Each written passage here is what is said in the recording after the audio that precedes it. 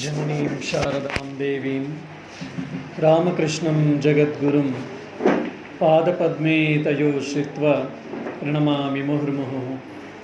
नमः श्रीयतिराजाय विवेकानन्दसूरये सच्चित्सुखस्वरूपाय स्वामिने तापहारिणे।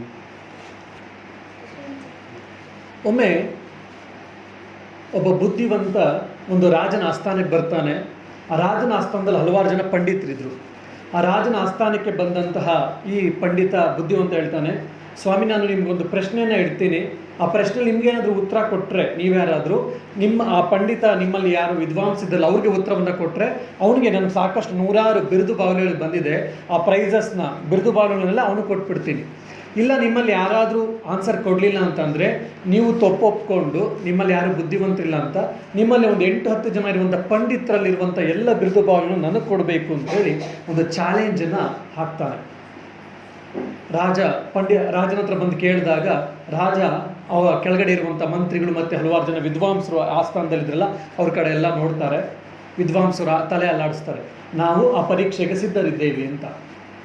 ಹೊರಗಡೆಯಿಂದ ಬಂದಂತಹ ಪಂಡಿತ 3 ಮೂರ್ತಿಗಳನ್ನು ತೆಗಿತಾನೆ. 3 ವಿಗ್ರಹ, ಸಣ್ಣ ಸಣ್ಣ ವಿಗ್ರಹಗಳು, 3 ವಿಗ್ರಹಗಳನ್ನು ತೆಗೆದು ಹೇಳ್ತಾನೆ, ರಾಜ ಇದರಲ್ಲಿ ಯಾವುದು ವಿಗ್ರಹ ಶ್ರೇಷ್ಠ, ಅತ್ಯಂತ ಶ್ರೇಷ್ಠ ವಿಗ್ರಹ ಹೇಳಬೇಕು ನೀವು ಅಂತ. 3 ನೋಡ್ಲಿಕ್ಕೆ ಒಂದೇ ಥರ ಇರುತ್ತೆ, ಒಂದೇ ಸೈಜ್, ಒಂದೇ ಗಾತ್ರ, ನೋಡಲಿಕ್ಕೆ ಬಣ್ಣವೂ ಕೂಡ ಅದೇ ಥರ, ಅದು ಮಾಡಿರುವಂಥ ವಸ್ತು ಕೂಡ ಒಂದೇ ರೀತಿಯಾದಂಥ ವಸ್ತು, ಮೆಟೀರಿಯಲ್ ಅಂತ ನಾವು ಹೇಳ್ತೀವಲ್ಲ, 3 ಕೂಡ ನೋಡ್ತಾ ಅದನ್ನು ಇಟ್ಬಿಟ್ಟು ಹೇಳ್ತಾರೆ, 3 ಮೂರ್ತಿಗಳಲ್ಲಿ ಯಾವುದು ಶ್ರೇಷ್ಠ ಅಂತ ಹೇಳಿ. ಅಲ್ಲಿನ ಪಂಡಿತರುಗಳೆಲ್ಲ ನೋಡ್ತಾರೆ, ಆಶ್ಚರ್ಯ, ತೂಕ ಮಾಡಿ ನೋಡ್ತಾರೆ, 3 ಒಂದೇ ತೂಕ, ಗಾತ್ರ, ಕಣ್ಣು, ಕಿವಿ, ಮೂಗು, ಬಾಯಿ ಮತ್ತು ಕೈ, ಕಾಲು ಎಲ್ಲ ನೋಡ್ತಾರೆ, ಎಲ್ಲ ಒಂದೇ ಥರ ಇದೆ. ಎಲ್ಲ ನೋಡಿ ನೋಡಿ ನೋಡಿ ನೋಡಿ ಕೊನೆಗೆ ಒಬ್ಬೊಬ್ಬರೇ ಅವ್ರ ಸೋಲನ್ನು ಒಪ್ಕೊಳ್ತಾ ಬಂದರು. ಕೊನೆಗೊಬ್ಬ ಒಬ್ಬ ಪಂಡಿತ ಇರ್ತಾನೆ. ಅವನು ಜಸ್ಟ್ ಅವಾಗಷ್ಟೇ ಆ ರಾಜ ಅವನ ಬುದ್ಧಿವಂತ ಅಂತೇಳಿ ಅವನ ಆಸ್ಥಾನಕ್ಕೆ ಅವನನ್ನು ಪಂಡಿತನಾಗಿ ಸೇರಿಸ್ಕೊಂಡಿರ್ತಾನೆ, ವಿದ್ವಾಂಸ ಅಂತ. ಬಂದಿನ್ನೂ ಒಂದು 15 ದಿವಸವೂ ಆಗಿರಲ್ಲ. ಅವ್ನು ಹೇಳ್ತಾನೆ, ರಾಜರೇ, ನನಗೊಂದು ಪರ್ಕೆ ಕಡ್ಡಿ ಬೇಕು ಅಂತ ಹೇಳಿ. ರಾಜನಿಗೆ ತುಂಬ ಸಿಟ್ಟು ಬರುತ್ತೆ, ಕೆಟ್ಟ ಕೋಪ ಬರುತ್ತೆ. ಯಾಕಂದ್ರೆ ದೊಡ್ಡ ದೊಡ್ಡ ಮೇಧಾವಿಗಳು 10 ವರ್ಷಗಳಿಂದ ಇದ್ದಂಥವರೆಲ್ಲ ಅವ್ರ ಸೋಲನ್ನು ಒಪ್ಕೊಂಡಿದ್ದಾರೆ. ರಾಜನ ಮರ್ಯಾದೆ ಹೋಗ್ತಾ ಇದೆ. ಎಲ್ಲ ಪಂಡಿತರ ಬಿರುದು ಬಾವಲಿಗಳೆಲ್ಲ ಅವ್ನು ತೆಗೆದುಕೊಂಡ್ಬಿಡ್ತಾ ಇದ್ದಾನೆ, ಹೊರಗಡೆಯಿಂದ ಬಂದಂಥ ಪಂಡಿತ.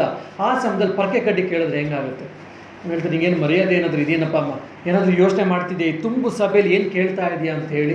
ನೀನು ಬೇರೆ ಯುವಕ, ಮೊನ್ನೆ ಅಷ್ಟೇ ಬಂದಿದೆಯಾ, ಇಂಥ ಸಮಯದಲ್ಲಿ ವಿಷಮ ಪರಿಸ್ಥಿತಿಯಲ್ಲಿ ಒಂದು ಪರ್ಕೆ ಕಡ್ಡಿನ ಕೇಳೋದ ಅಂತ ಹೇಳಿ. ಅವಾಗ ಅವನು ಯುವಕ ಪಂಡಿತ ಹೇಳ್ತಾನೆ, ರಾಜರೇ ದಯವಿಟ್ಟು ಕ್ಷಮಿಸಬೇಕು, ಒಂದು ಪರ್ಕೆ ಕಡ್ಡಿನ ಕೊಟ್ಟರೆ ನಾನು ಹೇಳ್ತೀನಿ ಅಂತ.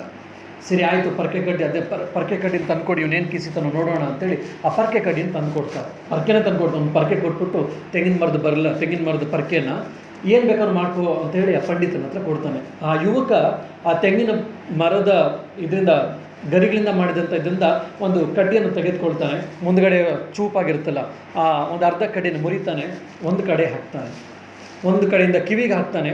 ಆ ಒಂದು ಕಡೆಯಿಂದ ಹಾಕಿದ್ರೆ ಒಂದು ಕಿವಿಯಿಂದ ಇನ್ನೊಂದು ಕಿವಿಗೆ ಆಚೆ ಬಂದುಬಿಡುತ್ತೆ ಒಂದು ಮೂರ್ತಿಲಿ. ಇನ್ನೊಂದು ಮೂರ್ತಿಗೆ ಹಾಕ್ತಾನೆ, ಆ ಕಿವಿಗೆ ಹಾಕಿದ್ರೆ ಕಿವಿಯಿಂದ ನಿಧಾನಕ್ಕೆ ಅದು ಮೂಗೊಳಗಡೆಯಿಂದ ಬಂದುಬಿಡುತ್ತೆ. ಇನ್ನೊಂದು ಮೂರ್ತಿಗೆ ಹಾಕ್ತಾನೆ, ಕಿವಿಲಿ ಹಾಕಿದ್ರೆ ಅದೆಲ್ಲೋ ಆಚೆಗೆ ಬರೋದಿಲ್ಲ. ಈಗ ಅವನು ಈ 3 ಇದಾದಮೇಲೆ ಇವನು ಹೇಳೋನಿದ್ದಾನೆ, ಇದರಲ್ಲಿ ಯಾವ ಮೂರ್ತಿ ಶ್ರೇಷ್ಠ ಮೂರ್ತಿ ಅಂತ. ವಿದ್ಯಾರ್ಥಿ ನಿಮಗೆ ಕೇಳ್ತಾ ಇದ್ದೀನಿ ಈ ಪ್ರಶ್ನೆ. ಈಗ ಯಾವ ಮೂರ್ತಿ ಶ್ರೇಷ್ಠ? ಅದರಲ್ಲಿ ಯಾವುದು ಒಳಗಡೆ ಇರೋದು? 3ನೇದು ಯಾಕೆ? ಮೊದಲನೇದು ಯಾಕಲ್ಲ? ಒಂದು ಕಿವಿಲ್ ಕೇಳಿ ಇನ್ನೊಂದು ಕಿವಿಲ್ ಬಿಟ್ಟು ಬಿಡ್ತಾನೆ, ಇನ್ನೊಂದು ಕಿವಿಲ್ ಕೇಳಿ ಬಾಯಲ್ಲಿ ಬಿಟ್ಟು ಬಿಡೋದಂದ್ರೆ ಅರ್ಥ ಏನು? ಬೇರೆಯವ್ರಿಗೆ ಹೇಳೋದಷ್ಟೇ, ಅವನೇನು ಮಾಡಲ್ಲ. 3ನೇವನು ಕೇಳಿಸ್ಕೊಂಡಾದ್ಮೇಲೆ ಈಗ ನೀವು ಹೇಳಿ, ನೀವು ಮೊದಲನೇ ಮೂರ್ತಿ ಹಾಕ್ತಿರೋ, 2ನೇ ಮೂರ್ತಿ ಹಾಕ್ತಿರೋ, 3ನೇ ಮೂರ್ತಿ ಹಾಕ್ತಿರೋ ಅಂತ. ಪಕ್ಕನಾ? ಈಗ ಬೆಳಗ್ಗೆ ಬಂದಷ್ಟೇ ನಿಮ್ಮ HM ಹೇಳ್ತಾ ಇದ್ರು, ಸ್ವಾಮೀಜಿ ನಮ್ಮ ಹುಡುಗರೆಲ್ಲ ಚೆನ್ನಾಗಿ ಓದೋಕ್ಕೇನೋ ಪ್ರಯತ್ನ ಮಾಡ್ತಾ ಇದ್ದಾರೆ, ಬಟ್ ರಿಸಲ್ಟ್ ಏನು ಮಾಡ್ತಾರೋ ಏನೋ, ಫಸ್ಟ್ ಬ್ಯಾಚು ರಿಸಲ್ಟ್ಸ್ ಏನು ಮಾಡ್ತಾರೋ ಏನೋ, ಪಾಸ್ ಆಗ್ತಾರೋ ಹೇಗೋ, ನಮ್ಮ ಕಾಲೇಜ್ಗೆ ನಮ್ಮ ಶಾಲೆಗೆ ಒಳ್ಳೆ ಹೆಸರು ತರ್ತಾರೋ ಇಲ್ವೋ ಅಂತ ಅವ್ರಿಗೊಂದು ನಿಮ್ಮ ಬಗ್ಗೆ ಒಂದು ಇದಿದೆ, ಭಯ ಇದೆ. ಏನು ಮಾಡ್ತಾರೋ ಅಂತ ದುಗುಡ ಇದೆ. ಏನು ಮಾಡ್ತೀರಾ ನೀವೆಲ್ಲ? 10th ಸ್ಟ್ಯಾಂಡರ್ಡ್ ವಿದ್ಯಾರ್ಥಿ ಏನು ಮಾಡ್ತೀರಾ ನೀವೆಲ್ಲ? ಏನು ಮಾಡ್ತೀರಾ? ಚೆನ್ನಾಗಿ ಓದ್ತೀರಾ, ಪಾಸ್ ಆಗ್ತೀರಾ, ಫೇಲ್ ಆಗ್ತೀರಾ, ಪಾಸಾಗಿ ಸ್ಕೂಲ್ಗೆ ಒಳ್ಳೆ ಹೆಸರು ತರ್ತೀರಾ, ಏನು ಮಾಡ್ತೀರಾ? ಏನು ಮಾಡಲ್ವಾ? ಪಾಸಾಗಿ ಎಲ್ಲರೂ ತರ್ತೀರಾ? ಗ್ಯಾರಂಟಿಯಾ? 100% ರಿಸಲ್ಟ್ ಪಕ್ಕ? ನಾನು ಆಮೇಲೆ ಕೇಳ್ತೀನಿ ಗಿರೀಶ್ ಸರ್ ನಮ್ಮ ಸ್ಟೂಡೆಂಟು, ಸೊ ಗಿರೀಶ್ ಸರ್ ಹತ್ರ ಕೇಳ್ತೀನಿ ಏನಾಯಿತು ನಿಮ್ಮ ರಿಸಲ್ಟ್ ಅಂತ ಹೇಳಿ. ಇನ್ನು ಇವತ್ತು ಬೆಳಗ್ಗೆ ಅಷ್ಟೇ ಪೇಪರಲ್ಲಿ ಬಂದಿತ್ತು, ಒಂದು ಪೇಪರಲ್ಲಿ ಮತ್ತು ಫೇಸ್ಬುಕ್ಕಲ್ಲೆಲ್ಲ ಓಡಾಡ್ತಾ ಇದೆ. ಇವಳು ವರಂಗಲಿಂದ ಬಂದುವಂತಹ ಒಬ್ಬ ಹುಡುಗಿ, ಎಷ್ಟು ಜಾಸ್ತಿ ಏನು ವಯಸ್ಸಿಲ್ಲ ಅವಳಿಗೆ, 24-25 ವರ್ಷ. ಇವತ್ತು ಅವಳು SP ಆಗಿದ್ದಾಳೆ ವರಂಗಲ್ ಡಿಸ್ಟ್ರಿಕ್ಟಿನಿಂದ. ಅದೇ ಆಫೀಸಲ್ಲಿ ಅವರ ತಂದೆ ಪೊಲೀಸ್ ಆಗಿದ್ದಾರೆ. ಇನ್ನೊಂದು ವರ್ಷ 2 ವರ್ಷ ಆದಮೇಲೆ ರಿಟೈರ್ಡ್ ಆಗ್ತಾರೆ. ಇನ್ನೊಂದು ವರ್ಷ 2 ವರ್ಷ ಆದಮೇಲೆ ರಿಟೈರ್ಡ್ ಆಗ್ತಾರೆ. ಇವಳು 24-25 ವರ್ಷದೊಬ್ಬ ಯುವತಿ ಇವತ್ತು ಸೂಪರಿಂಟೆಂಡೆಂಟ್ ಆಫ್ ಪೊಲೀಸ್ SP ಆಗಿದ್ದಾಳೆ. ಆ ಆಫೀಸ್ಗೆ ಬಂದಾಗ ಸಿಂಧು ಅಂತ ಹೇಳಿ ಅವಳ ಹೆಸರು, ಸಿಂಧು ಶರ್ಮಾ ಅಂತ. ಆ 24-25 ವರ್ಷದ ಒಬ್ಬ ಯುವತಿ ಆ ಒಳಗಡೆಗೆ ಬಂತಂತಂದರೆ ಇವರಪ್ಪ 57-58 ವರ್ಷದ ಒಬ್ಬ ಮುದುಕನಾಗಿರುವಂಥ ಅಪ್ಪ ಎದ್ದು ನಿಂತ್ಕೊಂಡು ಸಲ್ಯೂಟ್ ಹೊಡಿತಾ ಇದ್ದಾನೆ. ಯಾಕೆ? ಇವಳು SP, ಅವನು ಅದಕ್ಕೆ SPಗಿನ ಇನ್ನು ಕೆಳಗಡೆ ಕ್ಯಾಡ್ರಲ್ಲಿದ್ದಾನೆ. ಅವನೇನೋ ಅವರಪ್ಪ ಮಗಳಿಗೆ ಸಲ್ಯೂಟ್ ಹೊಡಿತಾ ಇದ್ದಾನೆ. ಬೇಜಾರಿಂದ ಸಲ್ಯೂಟ್ ಹೊಡಿತಾ ಇರ್ತಾನ? ಯಾವ ಥರದಿಂದ? ಖುಷಿಯಿಂದ, ಸಂತೋಷದಿಂದ ಅಲ್ವಾ? ಸೊ ಮಕ್ಕಳೇ, ನಾವು ಆ ಥರ ಆಗಬೇಕು.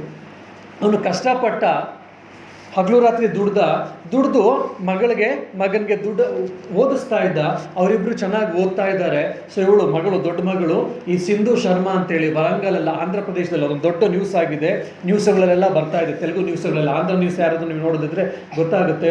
ಇವತ್ತು 24 ವರ್ಷದ ಆ ಹುಡುಗಿ 57-58 ವರ್ಷದ ಅವರ ತಂದೆಯಿಂದ ಸಲ್ಯೂಟನ್ನು ಸ್ವೀಕರಿಸ್ತಾ ಇದ್ದಾಳೆ.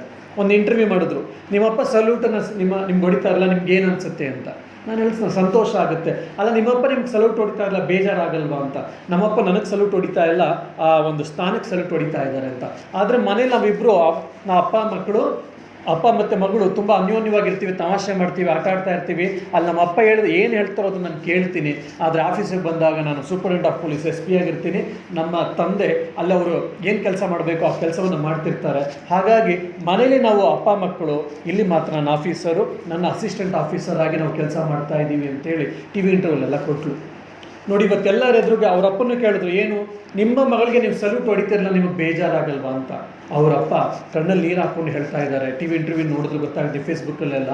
ನನ್ನ ಮಗಳು ಈ ರೀತಿ ಅದ್ಭುತವಾದ ಸಾಧನೆಯನ್ನು ಮಾಡಿದ್ದಾಳೆ ಇಷ್ಟು ಚಿಕ್ಕ ವಯಸ್ಸಿನಲ್ಲೇ. ನಾನು ರಿಟೈರ್ಮೆಂಟ್ ಆಗೋ ವಯಸ್ಸು ಬಂದರೂ ಕೂಡ ನಾನು ಇದು ಮಾಡೋಕ್ಕಾಗಲಿಲ್ಲ, ನನ್ನ ಮಗಳು ಮಾಡಿದ್ದಾಳೆ. ಅದಕ್ಕೆ ನನಗೇನಾಗ್ತಾ ಇದೆ?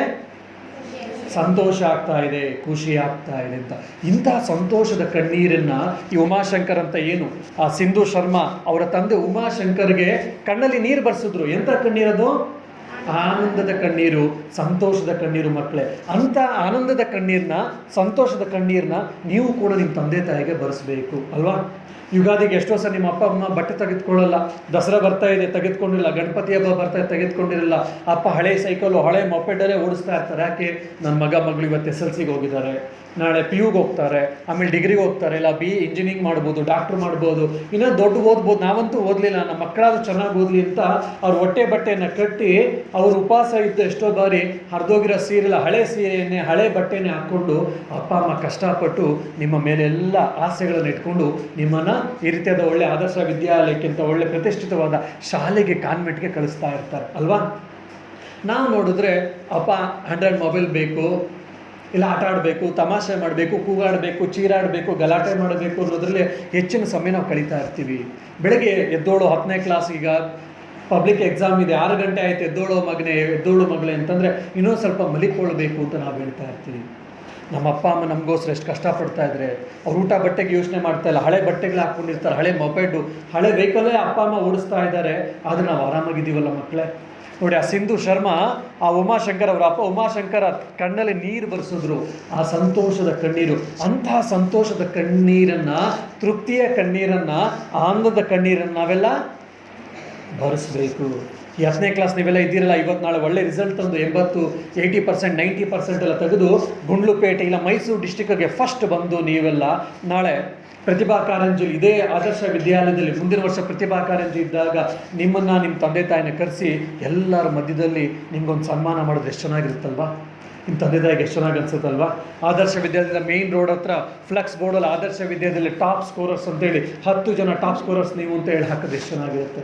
ಇಲ್ಲ ಗುಂಡ್ಲುಪೇಟೆ ಇಡೀ ತಾಲ್ಲೂಕಿಗೆ ನೀವು ಫಸ್ಟ್ ಅಂತ ಹೇಳಿ ನ್ಯೂಸ್ ಪೇಪರ್ ನೀವು ಗುಂಡ್ಲುಪೇಟೆಗೆ ಸಂಬಂಧಪಟ್ಟ ಲೋಕಲ್ ನ್ಯೂಸ್ ಪೇಪರ್ ಇಲ್ಲ ಮೈಸೂರು ಮಿತ್ರ ಇಲ್ಲ ವಿಜಯವಾಣಿಯ ಈ ಮೈಸೂರು ಎಡಿಷನ್ ನಿಮ್ಮ ಪೇಪರಲ್ಲಿ ನಿಮ್ಮ ಹೆಸರುಗಳು ಬಂದರೆ ನಿಮ್ಮ ತಂದೆ ತಾಯಿ ಇದನ್ನು ಇಟ್ಕೊಂಡು ಬಚ್ಚಿಟ್ಕೊಳ್ತಾರೇನು?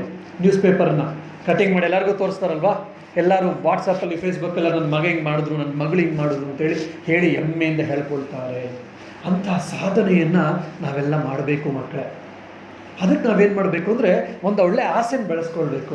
ನಮಗೆಲ್ಲ ಆಸೆ ಇರುತ್ತೆ, ಏನಪ್ಪ ಅಂದರೆ ನಾನು ಒಳ್ಳೆ ಬಟ್ಟೆ ಹಾಕ್ಕೋಬೇಕು, ಆಟ ಆಡಬೇಕು, ಚೆನ್ನಾಗಿರಬೇಕು, ಚೆನ್ನಾಗಿ ಊಟ ಮಾಡಬೇಕು, ಚೆನ್ನಾಗಿ ತಿಂಡಿ ತಿನ್ನಬೇಕು, ಚೆನ್ನಾಗಿ ನಿದ್ದೆ ಮಾಡಬೇಕು, ಇಲ್ಲ ಅಪ್ಪ ಒಂದು ಮೊಬೈಲ್ ಕೊಡಿಸ್ಬೇಕು, ಇಲ್ಲಾಂದ್ರೆ ಒಳ್ಳೆ ಸೈಕಲ್ ಕೊಡಿಸ್ಬೇಕು, ಇನ್ನು ಸ್ವಲ್ಪ ದೊಡ್ಡವರಾದ್ರೆ ಅಂದರೆ ನಮ್ಮ ಅಪ್ಪ ನಂಗೆ ಒಂದು ಬೈಕ್ ಕೊಡಿಸ್ಬೇಕು ಅಂತ. ಈ ಥರ ಸಣ್ಣ ಸಣ್ಣ ಸಣ್ಣ ಸಣ್ಣ ಆಸೆಗಳನ್ನೆಲ್ಲ ನೀವೆಲ್ಲ ಇಟ್ಕೊಂಡಿರ್ತೀವಿ. ಅದಕ್ಕೆ ನಾವು ಸಣ್ಣ ವ್ಯಕ್ತಿಗಳಾಗೇ ಕೂತಿದ್ದೀವಿ. ಅದೇ ಇವಳು ಸಿಂಧು ಶರ್ಮಾ ನಿಮ್ಮ ವಯಸ್ಸಿನಿಂದ ನಾನೇನಾದರೂ ಜೀವನದಲ್ಲಿ ಸಾಧನೆ ಮಾಡಿ ನನ್ನ ತಂದೆ ತಾಯಿಗೆ ಒಳ್ಳೆ ಹೆಸರನ್ನು ಬರೆಸಬೇಕು.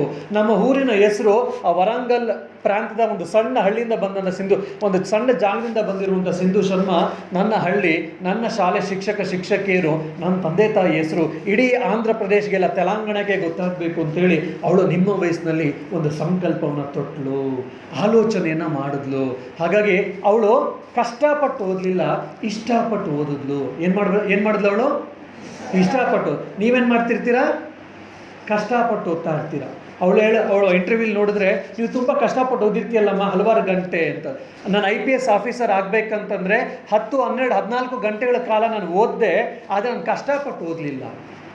ನೀನು 10, 12, 14 ಗಂಟೆ ಓದಿದೆಯಲ್ಲಮ್ಮ, ಮತ್ತು ಕಷ್ಟಪಡಲಿಲ್ಲ, ಅದು ಹೆಂಗಮ್ಮ ಬಂದೆ ಅಂತೇಳಿ ಇಂಟರ್ವ್ಯೂ ಕೇಳಿದ್ರೆ ನಾನು ಇಷ್ಟಪಟ್ಟು ಓದಿದೆ ಅಂತ ಹೇಳ್ತಾಳೆ. ಮಕ್ಕಳೇ, ಹಾಗಾಗಿ ನೀವು ಕಷ್ಟಪಟ್ಟು ಓದಬೇಡಿ, ಇಷ್ಟಪಟ್ಟು ಓದಿ. ಅವಾಗ ಹೇಗೆ ಅವಳು ಆ ವರಂಗಲಿಂದ ಬಂದು ಸಿಂಧು ಶರ್ಮಾ ಮಾಡಲಿಕ್ಕೆ ಸಾಧ್ಯ ಆಯಿತು, ನಿಮಗೆ ಎಲ್ಲರಿಗೂ ಸಾಧ್ಯ ಆಗುತ್ತೆ. ಅದು ನಾವು ಯಾವಾಗ ಸೈನ್ಸ್, ಮ್ಯಾಥ್ಸ್, ಕನ್ನಡ, ಇಂಗ್ಲೀಷ್ ಎಲ್ಲದನ್ನು ಕೂಡ ಇಷ್ಟಪಟ್ಟು ಓದಬೇಕು. ಅದರ ಜೊತೆ ಆಟ ಆಡೋದನ್ನು ಕಲ್ತ್ಕೋಬೇಕು, ಮ್ಯಾಥ್ಸ್ ಜೊತೆ ಆಟ ಆಡೋದು ಕಲ್ತ್ಕೋಬೇಕು, ಸೈನ್ಸ್ ಜೊತೆ ಆಟ ಆಡೋದು ಕಲ್ತ್ಕೋಬೇಕು, ಇಂಗ್ಲೀಷ್ ಎಷ್ಟು ಅದ್ಭುತ ಅಂತ ನಮ್ಗೆ ಅನ್ನಿಸ್ಬೇಕು. ಇಷ್ಟಪಟ್ಟು ಓದಿದ್ರೆ ನಿಮ್ಮ ಅಪ್ಪ ಎಬ್ಬರಿಸ್ಬೇಕಾಗಿಲ್ಲ, ಮನೆಯಲ್ಲಿ ನಿಮ್ಮ ಅಮ್ಮ ಎಬ್ಬರಿಸ್ಬೇಕಾಗಿಲ್ಲ, ನಿಮ್ಮ ಟೀಚರ್ಸ್ ಹೋದ್ರೋ ಉದ್ಧಾರ ಆಗ್ತಿರಲ್ಲ, ಒಂದು ಹಾಳಾಗೋಗ್ತೀರಾ ಅಂತೇಳಿ ಎಚ್ಚರಿಸ್ಬೇಕಂತ ಮಾತು ಬರಲ್ಲ ಅಲ್ವಾ? ಇಂಡಿಯಾ ಪಾಕಿಸ್ತಾನ್ ಮ್ಯಾಚ್ ಇದೆ, 2020 ಇದೆ ಅಂತಂದರೆ ನಿಮ್ಗೇನಾದರೂ ಬೇಜಾರಾಗುತ್ತಾ? ಅಪ್ಪ ಎಬ್ಬರಿಸ್ಬೇಕಾ? 11 ಗಂಟೆಗೆ ರಾತ್ರಿ ಮ್ಯಾಚ್ ಇದೆ ಅಂತಂದರೆ? ಇಲ್ಲ ಅಲ್ವಾ? Last match ಯಾವುದಾಗಿದ್ದು? 2020 ಯಾವುದು ಲಾಸ್ಟ್ ಕ್ರಿಕೆಟ್ ಮ್ಯಾಚ್ ಯಾವುದಾಯಿತು? ಇಂಗ್ಲೆಂಡ್. ಯಾವುದ್ರಲ್ಲಿ ಮ್ಯಾನ್ ಆಫ್ ದ ಮ್ಯಾಚ್ ಯಾರು ನೋಡಿ ಅಲ್ವಾ? ಎಲ್ಲ ಪಟ ಈಗ ಹೇಳ್ತೀರಾ, ಈಗ ಭಯ, ನಾನು ಈಗ ಹೇಳಿದ್ದಕ್ಕೆ ನಾನು ಭಯ, ನೀವು ಹೇಳಲ್ಲ ನನಗೆ ಗೊತ್ತು. ಇಲ್ಲಾಂದರೆ ಲಾಸ್ಟ್ ಮ್ಯಾಚ್ ಯಾವುದು, ಅದನ್ನು ಮ್ಯಾನ್ ಆಫ್ ದ ಮ್ಯಾಚ್ ಯಾರು, ಆ ಸ್ಕೋರರ್ಸ್ ಏನು ಎಲ್ಲ ಹೇಳ್ತೀರಾ. ಅದೇ ಮ್ಯಾಚ್ ಮಿಸ್ಸು, ನಿನ್ನೆ ಪಾಠ ಮಾಡಿದ ಒಂದು ಫಾರ್ಮುಲಾ ಕೇಳಿದ್ರೆ ಮಿಸ್, ನಂಗೆ ಮರ್ತೋಯ್ತು ಮಿಸ್ ಅಂತ ಹೇಳ್ತೀನಿ. ಯಾಕಂದರೆ ನೀವು ಮ್ಯಾಥ್ಸ್ ಪಾಠವನ್ನು ಕೇಳ್ತಿರುವಾಗ ಕಷ್ಟಪಟ್ಟು ಓದ್ತೀರಾ, ಅಯ್ಯೋ ಅಪ್ಪ ಕಳಿಸಿದ್ದಾರೆ, ಅಯ್ಯೋ ಅಮ್ಮ ಕಳಿಸಿದ್ದಾರೆ, ಟೀಚರ್ ಬೈತಾರೆ, ಹೆಡ್ ಮಾಸ್ಟ್ರು ಬೈತಾರೆ, ಹೆಡ್ ಮಿಸ್ಟ್ರಸ್ ಬೈತಾರೆ, ಇನ್ನೇನೋ ಓದಬೇಕಂತೆ, ಓದಲಿಲ್ಲ ನಾವು ಹಾಳಾಗ್ತೀವಂತೆ, ಅಪ್ಪ ಅಮ್ಮ ಎಲ್ಲರೂ ಹೇಳಿದ್ದಾರೆ, ಅವ್ರಿಗೋಸ್ಕರ ಪಾಪ ಏನು ಮಾಡೋದು, ಅವ್ರಿಗೋಸ್ಕರ ಅಂತ ಅಪ್ಪ ಅಮ್ಮನಿಗೋಸ್ಕರ ಇನ್ಯಾರಿಗೋಸ್ಕರ ಓದ್ತಾ ಇರ್ತೀವಿ. TV ಮಾತ್ರ ನಮಗೋಸ್ಕರ ನೋಡ್ತೀವಿ. ಇದೇನು ನಾವು ದೊಡ್ಡ ತಪ್ಪು ಮಾಡೋದು ಯುವ ಭಾರತೀಯರೇ ಮಕ್ಕಳೇ. TVನ ಹೆಂಗೆ ನೋಡಿ ನೀವು 2020 ಮ್ಯಾಚ್ ಎಂಜಾಯ್ ಮಾಡ್ತೀರೋ, ಹೀರೋ ಹೀರೋಯಿನ್ ಯಾವ್ದು ಲಾಸ್ಟ್ ಫಿಲಮ್ಸ್ 10 ಫಿಲಮ್ಸ್ ನಾನು ಕೇಳಿಬಿಟ್ಟು ಅದ್ರಲ್ಲಿ ಹೀರೋ ಯಾರು, ಹೀರೋಯಿನ್ ಯಾರು, ಎಲ್ಲೇನು ಪ್ರಸಂಗಗಳಿದ್ರೆ ಪಟ ಹೇಳ್ತಾ ಇರ್ತೀರೋ, ಅದೇ ರೀತಿ you should start playing with your maths, you start playing with your Kannada, English, science, social science. It is always possible my dear Indians, my dear students. ಅವಾಗ ನೀವು ಮಾಡಿದ್ರೆ 80% ಅಲ್ಲ 90% ಅಲ್ಲ 95% ತೆಗೆದುಕೊಳ್ಳೋದು SLCಲಿ. It is not at all difficult. ಯಾವಾಗ ಅಂದರೆ ನೀವು ಅದ್ಭುತವಾಗಿ ಏನಾದರೂ ಒಂದು IAS ಆಫೀಸರ್ ಆಗಬೇಕು, IPS ಆಫೀಸರ್ ಆಗಬೇಕು, ಒಬ್ಬ ಡಾಕ್ಟರ್ ಆಗಬೇಕು, ಒಬ್ಬ ಇಂಜಿನಿಯರ್ ಆಗಬೇಕು, ಇಲ್ಲ ನರೇಂದ್ರ ಮೋದಿ ಥರ ಒಂದು ಒಳ್ಳೆ ಪೊಲಿಟಿಷಿಯನ್ ಆಗಬೇಕು, ಇಲ್ಲ ಮುಖೇಶ್ ಅಂಬಾನಿ ಥರ ಒಬ್ಬ ದೊಡ್ಡ ಬಿಸ್ನೆಸ್ ಪರ್ಸನ್ ಆಗಬೇಕು ಅಂತ ಒಂದು ದೊಡ್ಡ ಗುರಿಯನ್ನು ಇಟ್ಕೊಂಡು, ದೊಡ್ಡ ಬಯಕೆ ನೀವು ಇಟ್ಕೊಂಡು ನಿಮ್ಮ ಜೀವನದಲ್ಲಿ ಸಾಧನೆ ಮಾಡ್ತಾ ಹೋದ್ರಿ ಅಂತಂದರೆ SLCಲಿ 90% ತೆಗೆಯೋದು, 95% ತೆಗೆಯೋದು ಏನೂ ಕಷ್ಟ ಆಗಲ್ಲ. ನಾವು ಅದ್ರ ಏನು ಮಾಡಿಬಿಡ್ತೀವಿ ಅಂದರೆ ಸಣ್ಣ ಸಣ್ಣ ಆಸೆಗಳು ಅಂತ ನಾನು ಆಗಲೇ ಹೇಳಿದ್ನಲ್ಲ, ಆ ಥರ ಸಣ್ಣ ಸಣ್ಣ ಆಸೆಗಳನ್ನು ಇಟ್ಕೊಂಡ್ಬಿಟ್ಟು ನಾವು ನಮ್ಮ ವ್ಯಕ್ತಿತ್ವವನ್ನು ಸಣ್ಣದಾಗಿ ಮಾಡ್ಕೊಂಡ್ಬಿಟ್ಟಿರ್ತೀವಿ. ನಮ್ಮಲ್ಲಿ ಆಲೋಚನೆಗಳೇ ಇರೋದಿಲ್ಲ, ಬಯಕೆ ಇರೋದಿಲ್ಲ, ಚಿಂತನೆಗಳೇ ಇರೋದಿಲ್ಲ. ಹಾಗಾಗಿ ಏನಾದರೂ ಮಾಡಿ SLCಲಿ ಒಂದು 80-90% ತೆಗೆದುಬಿಟ್ರೆ ಜೀವನದಲ್ಲಿ ಒಂದು ಹಿಮಾಲಯ ಪರ್ವತ, ಮೌಂಟ್ ಎವರೆಸ್ಟ್ ಹತ್ತದಲ್ಲಿ ಸಾಯ್ತು ಅಂತ. ಮ್ಯಾಥ್ಸ್ ಎಕ್ಸಾಮ್ ಆಯಿತು, ಫೈನಲ್ ಎಕ್ಸಾಮ್ ಅಂದರೆ ಬರ್ತಾರೆ ಒಂದು ಸಮಯದಲ್ಲಿ ಮ್ಯಾಥ್ಸ್ ಬುಕ್ನ ಎಸ್ಬಿಡ್ತೀವಿ, ಅಪ್ಪ ಮುಗೀತೀವಿ, ಮ್ಯಾಥ್ಸ್ ಇನ್ನು ಮುಟ್ಟೋದು ಬೇಡ ಜೀವನದಲ್ಲಿ ಅಂತ.